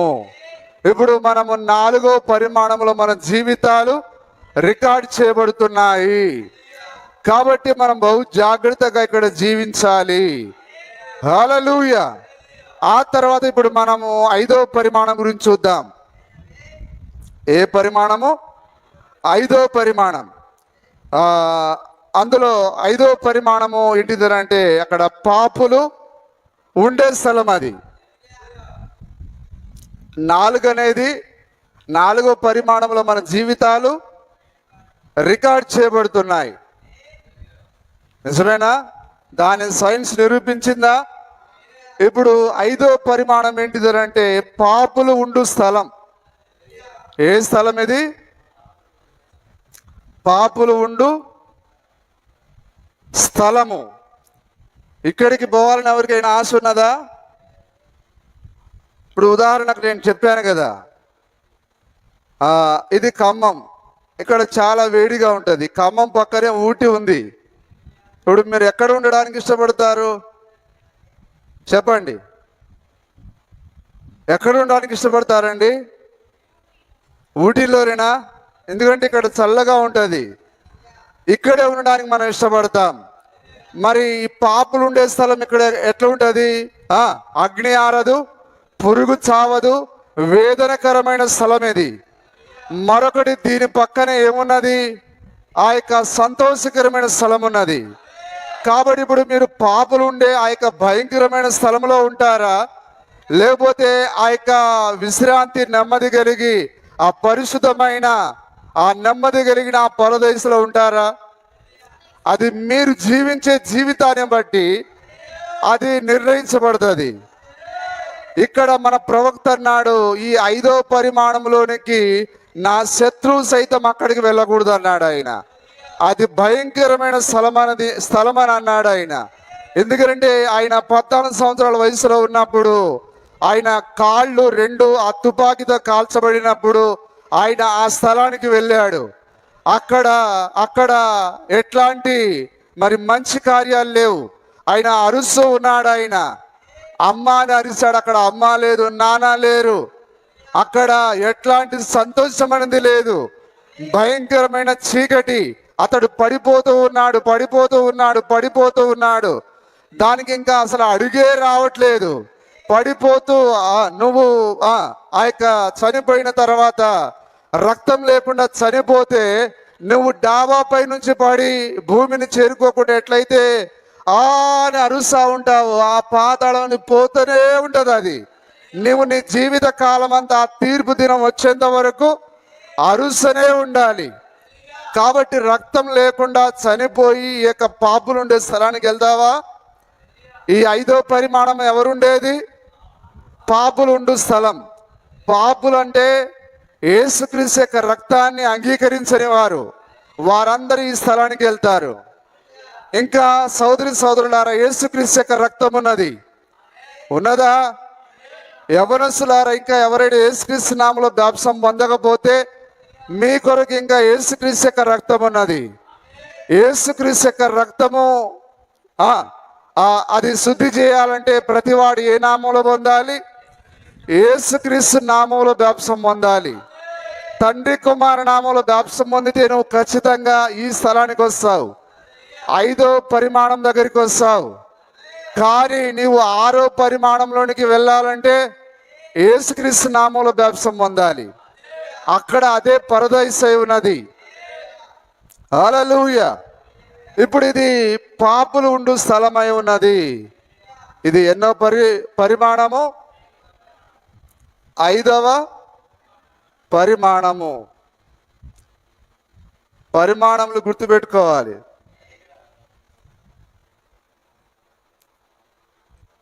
How many dimensions are there? 7 అని చెప్పాలి. నిజమేనా? There are 7 dimensions. హల్లెలూయా. దేవుని నామానికి మహిమ కలుగును గాక. సరే చూడండి, నేను చదివి వినిపిస్తాను. 5వ పరిమాణం అనేది పాపులుండు స్థలమై ఉన్నది. ఒకనాడు ఇది ఈ మెల్కీసెదెకు ఎవరైనా వర్తమానంలో 30వ పేర. ఒకనాడు నేను టెక్సాస్ పత్రికలో ఒక వ్యాసము చదివాను. ఒక స్త్రీ గంటకు 40-50 మైళ్ళ వేగంతో రోడ్డు మీద కారు నడుపుకొని వెళ్ళుచుండగా కోటు ధరించిన ఒక వృద్ధుని ఢీకొట్టినది. ఆమె కేక వేసి కారును ఆపెను. ఆ తాకిడికి అతడు గాల్లోకి విసిరివేయబడి ఆ విశాల ఎడారిలో పడెను. అతని కనుగొనటకు ఆమె వెళ్ళను కానీ అతడు లేడు. అప్పుడు ఆమె ఏమి చేశారు? ఆమె వెనుకనున్న వారు కొందరు ఇదంతా చూచిరి. ఆ వృద్ధుడు గాలిలోనికి విసిరివేయబడుట, అతని కోటు రెపరెపలాడుట వారు చూచిరి. కనుక వారును అతన్ని వెతకసాగిరి. ఎక్కడనో వారు అతన్ని కనుగొనలేకపోయిరి. వారు పోలీసు బలగమును పిలిచిరి. ఆ స్థలమును పరీక్షించుటకు పోలీసు వారు వచ్చిరి. అక్కడెవరు కనబడలేదు.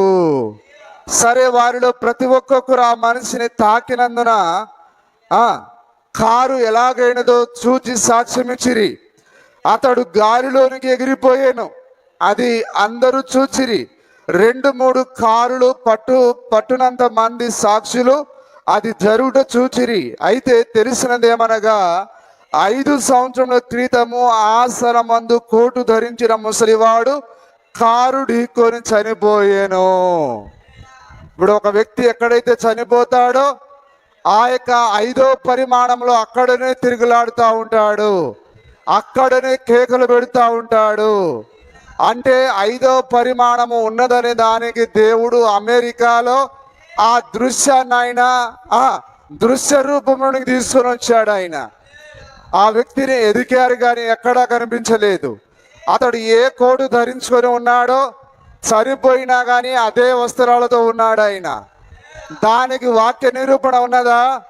సమూయేలు ఏ వస్త్రాలు కప్పుకొని ఉన్నాడో ఆయన ఆ పరదేశం నుంచి బయటికి వచ్చినా కానీ అదే వస్త్రాలతో ఉన్నాడు ఆయన. ఒకవేళ సమూయేలు యొక్క సందర్భం లేనట్లయితే మన ప్రవక్తను ఏమని చెప్పేవారు? ఈయన అబద్ధాలు చెప్తున్నాడని చెప్పేవారు. కానీ దేవుని నామానికి మహిమ కలుగును గాక. దానికి వాక్య రుజువు ఉన్నది. ఈ ఒక్క దానికే కాదు, ప్రవక్త మాట్లాడిన ప్రతి మాటకు వాక్య రుజువు ఉన్నది. హల్లెలూయా. దేవుని నామానికి స్తుతి కలుగును గాక. చూడండి, నీవు ఇక్కడి నుండి వెళ్ళిపోయినప్పుడు మరణించడం లేదు. నీవు పాపివి అయినా కానీ తిరిగి వచ్చి శరీరమందు జరిగించిన కార్యముల కొరకు తీర్పు తీర్చబడేదవు. ఈ భూమి మీద ఉన్న గుడారము కరిగిపోయినను మరి ఒకటి దాని కొరకు మనం ఎదురు చూచున్నాము. ఎన్మార్ఫీ, అదే వాక్య దేహము. హల్లెలూయా. సరే, ఇప్పుడు మనము ఆ యొక్క వర్తమానము నా సేవ యొక్క ప్రస్తుత దశ ఇందాక మనం వదిలిపెట్టాం కదా, అది చదువుదా.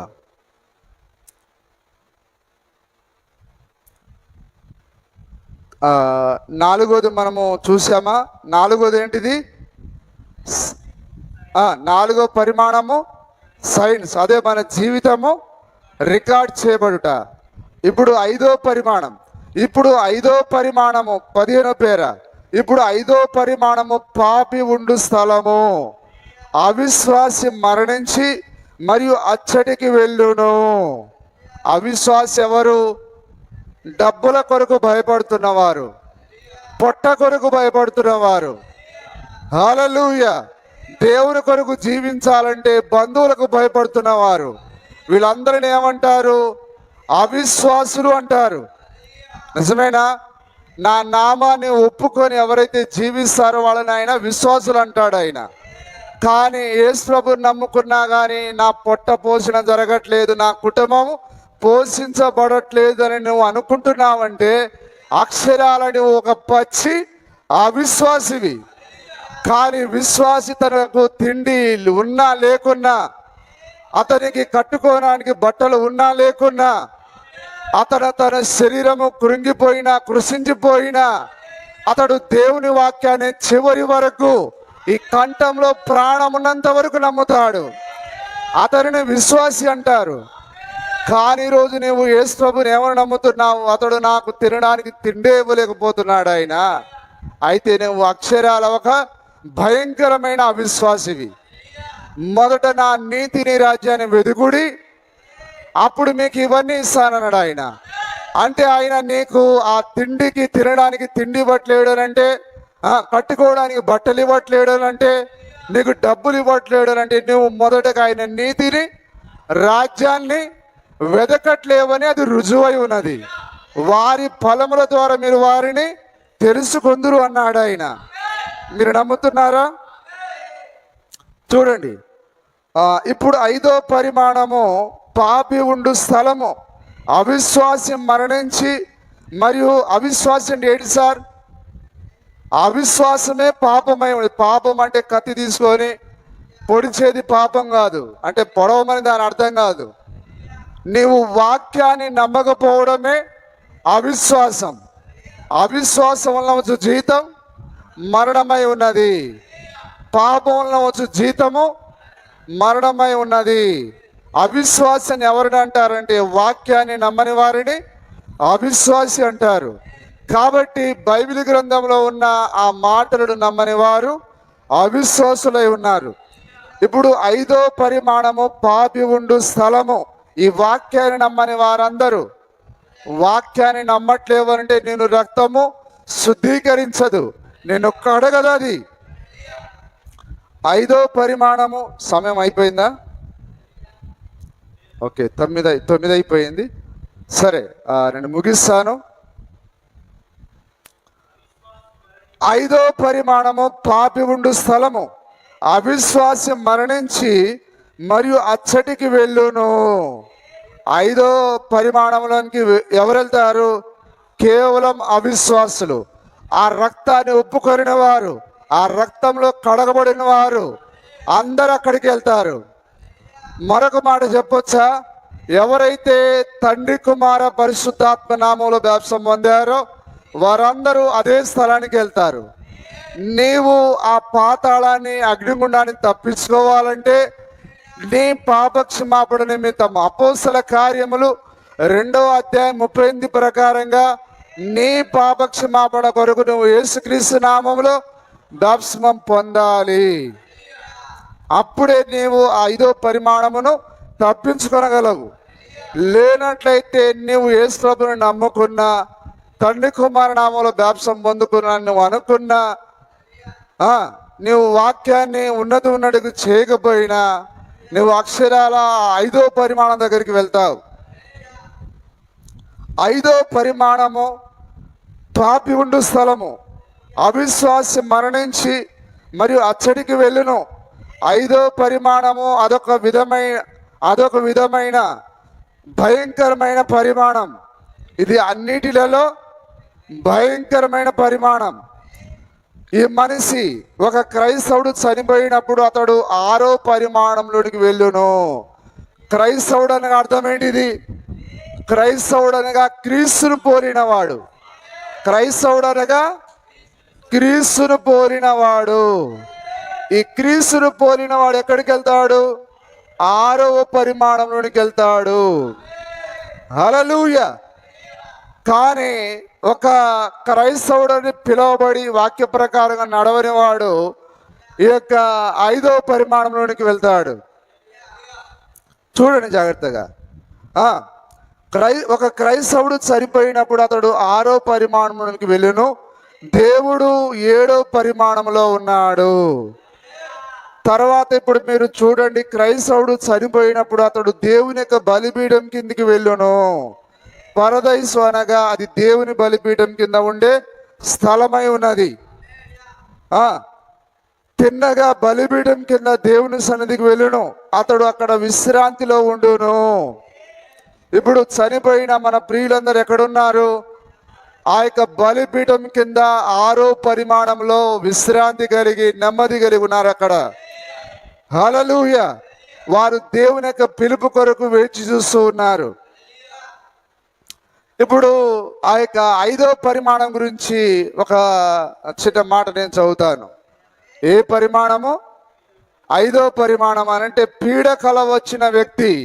ఎవరికైనా పీడకల వచ్చిందనుకోండి, వాడు భయంతో దిగ్గురు లేచి ఒక గ్లాసేడు మంచినీళ్ళు తాగుతాడు.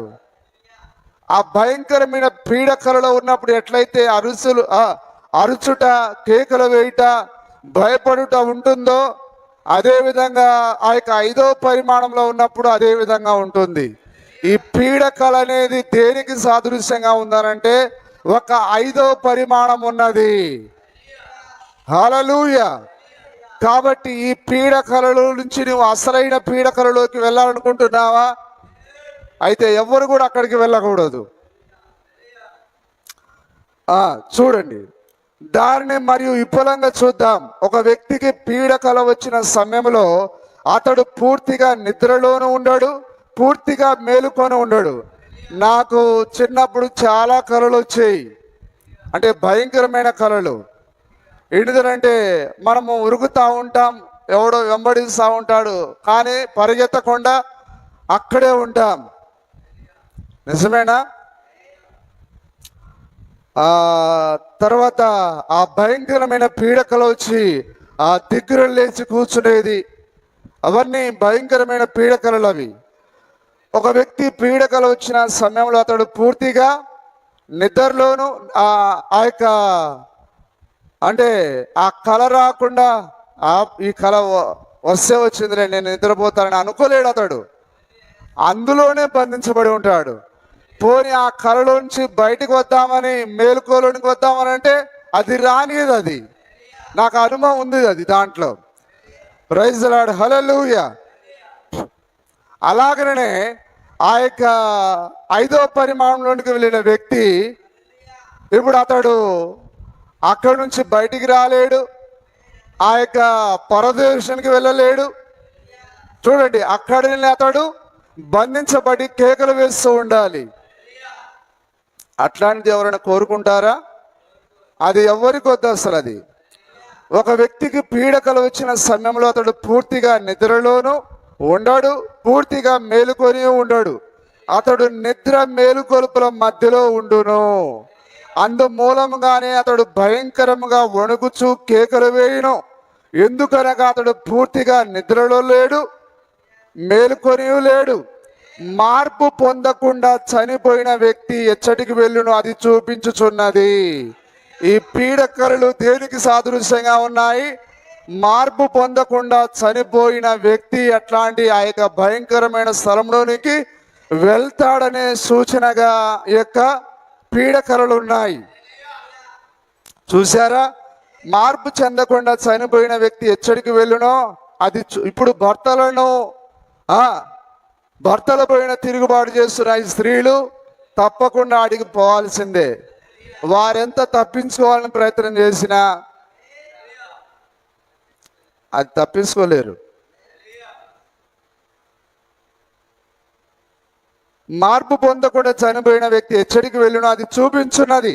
అతడు తన కాలమును పూర్తి చేసుకొని అతడు భూమి మీదకి చనిపోయిన ఎడల దేవుని యొక్క అతడు మరలా భూమి మీదకి రాలేడు. ఆ యొక్క చీకట్లో నుండి 5వ పరిమాణంలో నుండి భూమి మీదకి రాలేడు. అవతల పరదేశులకు వెళ్ళలేడు. మధ్యస్థంగా ఆ పీడకల అనే 5వ పరిమాణంలో అరుస్తూనే ఉండాలి. హల్లెలూయా. దేవుని నామానికి స్తుతి కలుగును గాక. దేవుడు మనకు తప్పించుకునే ఉపాయం ఇచ్చాడు. ఆయన ఒక వర్తమానం ఇచ్చాడు. ఆయన అతడు చూడండి, అతడు తన కాలమును పూర్తి చేసుకొని అతడు భూమి మీద చనిపోయిన ఎడల దేవుని యొక్క సన్నిధిలోనికి అతడు వెళ్ళజాలడు. ఎందుకనగా రక్తము లేకుండా అక్కడికి వెళ్ళుటకు అతడు తగడు. ఆ పరదేశునికి వెళ్ళాలంటే ఏం కావాలి? రక్తం కావాలి. అతడు తగడు, అతడు పట్టబడేను, అతడు తిరిగి భూమి మీదికి రాలేడు, ఆ పరదేశకు వెళ్ళలేడు. మధ్యస్థంగా 5వ పరిమాణంలో చిక్కుకున్నాడు.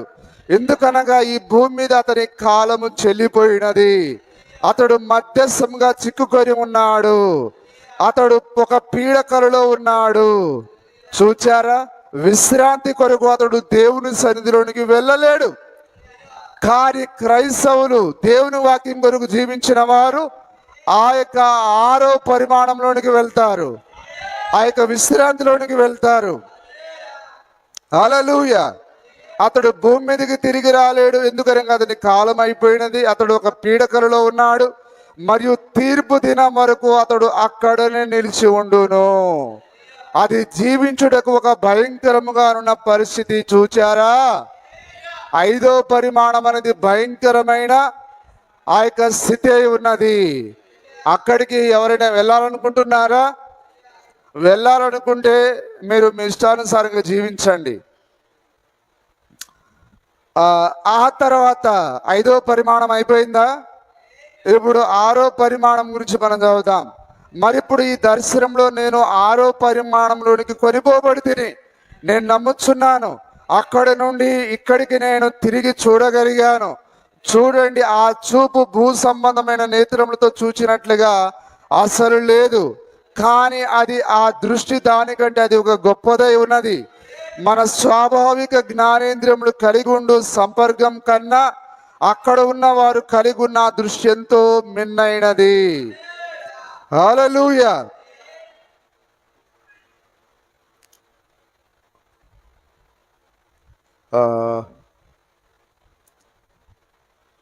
ఐదో ముద్ర మరి చిన్న మాట చదవచ్చా?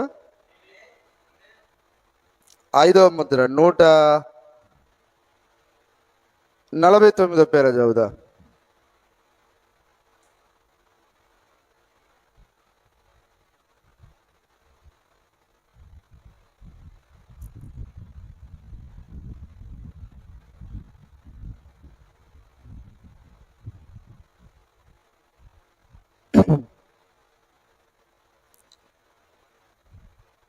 ఐదవ ముద్ర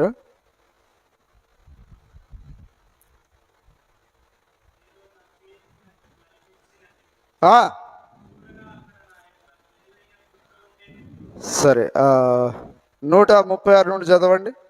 136 నుండి 6వ ముద్ర, అదే 5వ ముద్రలో 136 పేర 6వ పరిమాణం గురించి.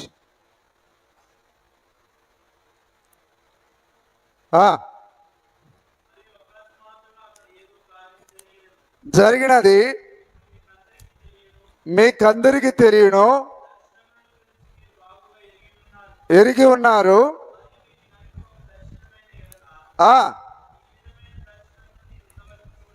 చూడలేదు, చూస్తూనే ఉన్నాను.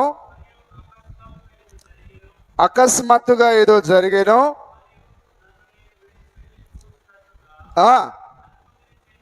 చెంది తిని నేను తలంచాను.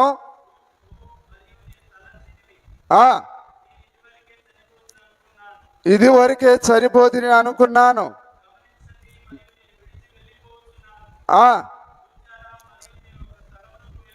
వెళ్ళాను. ఆ, ఆ, ఎంత వాస్తవమో వాస్తవముగా ఉన్నది. ఇప్పుడు ఆరో పరిమాణం యొక్క సంగతులను మనము ఇక్కడ చదువుతున్నాం, ఇక్కడ మనం నేర్చుకుంటున్నాం. హల్లెలూయా. ఆ, తిరిగాను, పరుండి ఉన్నాను, పడుకొని ఉన్నాను, తలంచి తిని అనుకున్నాను.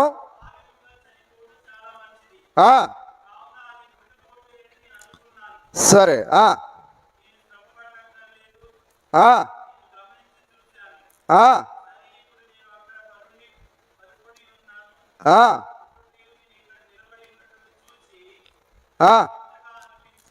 సరే, 143 పేర నేను చదువుతున్నాను చూడండి. అయితే అక్కడ నిలబడి ఉండగా నా జుట్టు మరలా వచ్చినట్లుగా నాకు అనిపించినది. నేను ఒక యవ్వన వయసులోనున్నాను. పరదేశంలోనికి మనం వెళ్ళినప్పుడు ఆ థియోఫనీతోనే మనం అక్కడికి వెళ్తాం. ఇప్పుడు మనం తిరిగి యవ్వనస్తులుగా మారుతాం. హల్లెలూయా. మరియు వారందరూ నాకు అనిపిస్తుంది, నేను ముసలివాడిని కావాలా, ఆ ముసలి వయసులోకి నేను వెళ్ళాలా? కానీ నేను దాన్ని ఇష్టపడట్లేను. ఎందుకంటే మనము యవ్వనస్తులంగా ఉండేదానికి తయారు చేయబడ్డాం. కానీ ఆదాము యొక్క పాపం మనని ఆ విధంగా చేసి ఉన్నది. హల్లెలూయా. సరే, ఏదేమైనా మన కొరకు ఆ యొక్క ఆవలిగట్టులో ఆ యొక్క థియోఫనీ దేహం ఉన్నది, ఆ యవ్వన దేహం మన కొరకు ఉన్నది. అయితే అక్కడ నిలబడి ఉండగా నా జుట్టు మరలా వచ్చినట్టు నాకు కనిపించినది. నేను ఒక యవ్వన వయసులోనున్నాను, మరియు వారందరూ ఆ విధంగా యవ్వనస్తులుగా ఉన్నారు. మరియు మంచిది, ఇదంతా ఎంతో వింతగా ఉన్నదని నేను అనుకున్నాను. ఇక్కడ వారున్నారు, వారందరూ పరిగెత్తుచున్నారు. మరియు నేను చూడగా మరియు హోప్ వచ్చుట నేను చూచాను. హోప్ ఎవరు చెప్పండి? ప్రవక్త యొక్క భార్య. ఆమె 22 ఏళ్ల వయసులో మరణించినదని మీరు ఎరుగుదురు. ఆమె ఇంకా ఎప్పటి వలనే అందముగా ఉన్నది. మీలో అనేకులకు ఆమె గుర్తున్నది. ఆ విశాలమైన నలుపు కళ్ళు, ఆమె జర్మనీ దేశస్తురాలు. ఆమె యొక్క నల్లటి వెంట్రుకలు నీవు వీపు వెనుకకు వేలాడుచుండెను. ఇప్పుడు ఆమె అక్కడికి వచ్చినప్పుడు ఆమె బిల్ అని పిలుచునని నేను అనుకున్నాను. ఆమె ఆ విధంగా చేరును నాకు తెలియను. ఆమె కనుక అక్కడికి వచ్చిన బిల్ అని నన్ను పిలుచునని నాకు తెలియను. నేను గమనించుచుంటిని. మరియు వారిలో ప్రతి ఒక్కరు వచ్చి, మరియు ఓ ప్రశస్తమైన సహోదరుడా, నిన్ను చూచుటకు మేమెంతో సంతోషించున్నాం అని నన్ను కౌగిలించుకొని చెప్పుచున్నారు. నేను తలంచుకున్నాను, అందరూ ఒకే విధంగా దుస్తులు ధరించి ఉన్నారు. ఏంటిది మన యూనిఫామ్? ఏంటిది? అదే థియోఫనీ యూనిఫామ్. అందరూ ఒకేలాగా మనం వస్త్రాలు ధరిస్తాం. అయితే వారి యొక్క వెంట్రుకలు వేరువేరుగా ఉన్నవి. మీకు తెలియనా? ఎర్రని వెంట్రుకలు మరియు నలుపు వెంట్రుకలు మరియు సొగసైన వెంట్రుకలు కలిగి ఉండిరి. మరియు వారు వచ్చుచుండిరి. అయితే వారందరూ యువతులుగా నుండిరి. మరియు ఆమె నా దగ్గరకు వచ్చినప్పుడు ఆమె ఏమి చెప్పుచున్నదో నేను చూచిదని నేను తలంచాను. మరియు ఆమె నన్ను చూచి మరియు ఆమె చెప్పెను, ఓ మా ప్రశస్త సోదరుడా అని చెప్పి నన్ను కౌగిలించుకొని మరి వెళ్ళిపోయాను. మరియు అటు పిమ్మట వేరెవరో స్త్రీ వచ్చి నన్ను కౌగిలించుకున్నాను. మరియు నేను ఒక స్వరమును విన్నాను. మరియు ఈ పక్క చూడగా ఇక్కడ ఒక యువకుల గుంపు వచ్చుట చూశాను. అందరు యువకులే, అందరూ సుమారుగా 20 వయసు గలవారు. వారు నల్లని మరియు సొగసైన వెంట్రుకలు కలిగి ఉండిరి. మరియు వారు కూడా తెల్లని అంగీలు ధరించుకొని ఉండిరి. ఇప్పుడు దాన్ని వర్ణించుట వల్లపడదని పౌలు గారు అన్నాడు. కానీ ప్రవక్త దాన్ని వివరిస్తున్నాడు. ఇక్కడ మూలవాక్యం మనం చదివామా? అక్కడ అసలు ఏం జరిగిందో నేను దాన్ని వివరించలేకపోతున్నాను అన్నాడు ఆయన. దాన్నే మన ప్రవక్త వివరిస్తున్నాడు ఇక్కడ. మరియు నేను ఒక స్వరమును విన్నాను, ఇది చదివాను. 20 వయసు గలవారు నల్లని మరియు సొగసరి వెంట్రుకలు కలిగి ఉండిరి. మరియు వారు కూడా తెల్లని అంగీలు ధరించుకొని ఉండిరి. మరి కాళ్ళకు చెప్పులు లేకుండా ఉండిరి. ఇప్పుడు మనము కాళ్ళకు చెప్పులు ధరించాం, కానీ అక్కడ చెప్పులు అక్కడ ఏ రాళ్ళు రప్పలు ఉండవు సార్. ఆ థియోఫనీకి రాళ్ళు కూడా ఏమీ చేయలేవు. మరియు వారు నా వైపుకు పరిగెత్తుకుని వచ్చి మరి నన్ను కౌగలించుకొని ప్రశస్త సోదరుడు అని కేకలు వేసిరి. నేను అన్నాను, మరి నేను వెనుతిరిగి చూశాను, మరి నేనింకా అక్కడే నా గృహంలో మంచంపై పరుండి ఉన్నాను. మరి సరిప్పుడు అది నిజంగా వింతగా ఉన్నదే అని నేను అనుకున్నాను. మరియు అప్పుడే ఒక స్వరము నాతో మాట్లాడసాగెను. ఎవరు మాట్లాడుచున్నారని దాన్ని నేను గమనించలేకపోతిని. ఆ స్వరము, నీవు కూడుకొని ఉన్నావు, నీవు నీ యొక్క జనుల యొద్దకు సమకూర్చబడితివి అని చెప్పాను. మరియు అటు పిమ్మట ఎవరో నన్ను ఈ విధంగా పైకెత్తి ఒక ఎత్తైన స్థలంపై కూర్చుండబెట్టాను. ఎందుకు అలాగూ చేసితివి అని నేను అడిగాను. నీవు భూమి మీద ఒక నాయకుడివని చెప్పాను. హల్లెలూయా. ఈ కాలం యొక్క నాయకుడు ఎవరు? ప్రవక్త. పేరు కూడా చెప్పడం రాదేం సార్ మీకు? పేరు కూడా తిన్నగా చెప్పలేరా?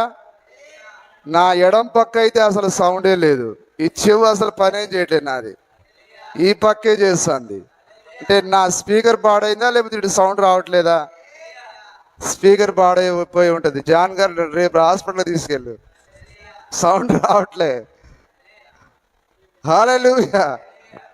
స్పీకర్ పాడైందా లేకపోతే సౌండ్ లేదా? సరే, ఏదో ఒకటి జరిగి ఉండాలి. ఓకే. మరియు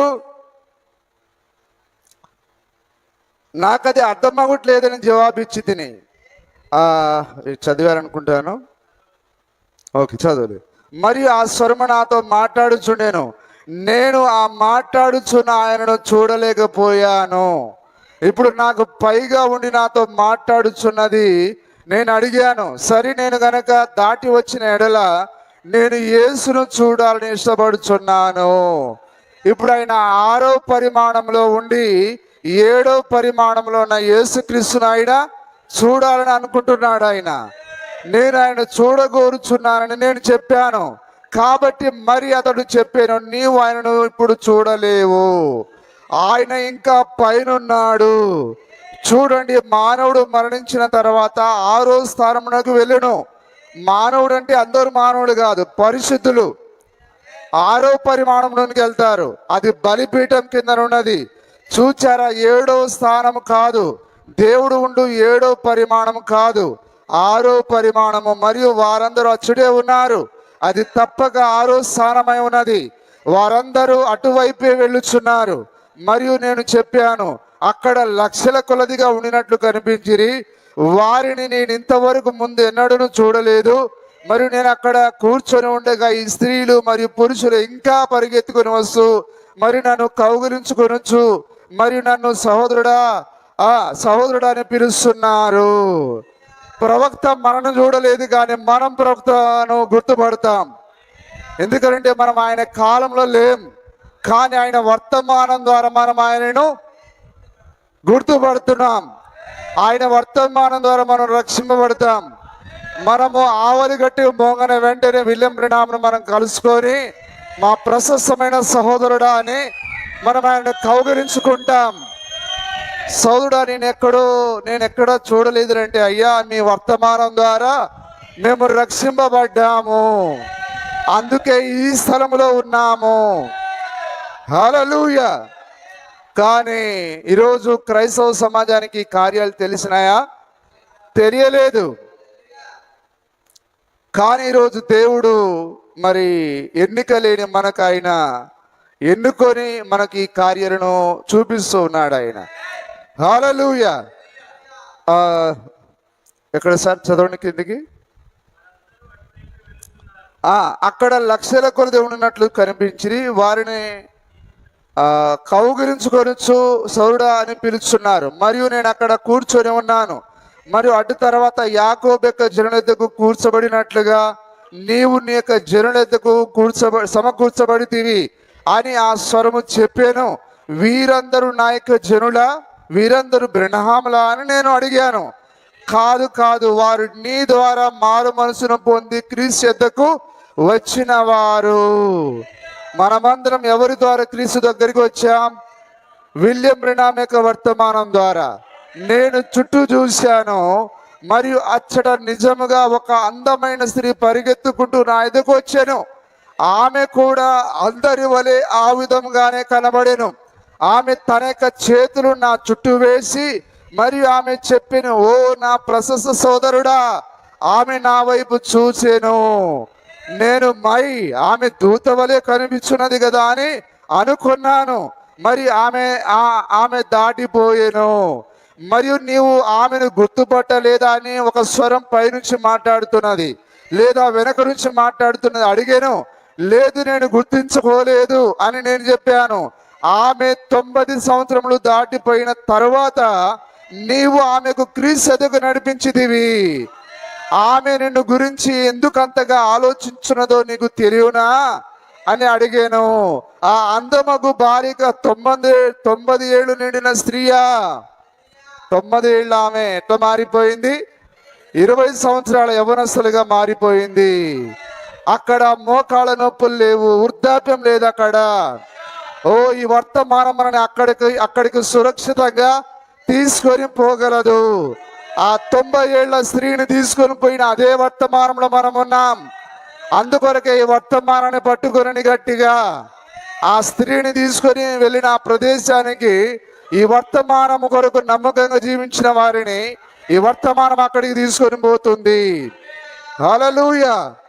మన సోదరి రాహేలు ఒకవేళ రాకడుకు ముందే పాతి పెట్టబడినట్లయితే ఆమె యవ్వనస్తురాలుగా మారి మన ప్రవక్తను అక్కడ కలుసుకుంటుంది.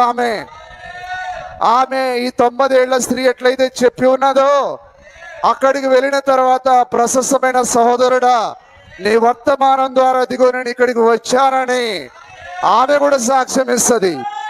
హల్లెలూయా. ఎంతమంది సంతోషిస్తున్నారు? నేను అనుకున్నాను, మరి నేను దీని గురించి భయపడుతున్నానా? ఎట్లు ఈ జనుడు నిజంగా అక్కడున్నారు?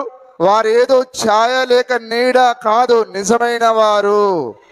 ఎక్కడికి వెళ్ళుట లేదు, వారు అక్కడే నుండుట వలన అలసట చెందుట లేదు. మరియు నేను అడిగాను, సరే నేను యేసుని ఎందుకు చూడలేక ఉన్నాను? చెప్పాను, సరే ఇప్పుడు ఆయన ఒక దినమున వచ్చును, మరియు ఆయన మొదట నీ ఎదుకు వచ్చును, మరియు అటు పిమ్మట నీవు తీర్పు తీర్చబడేదవు.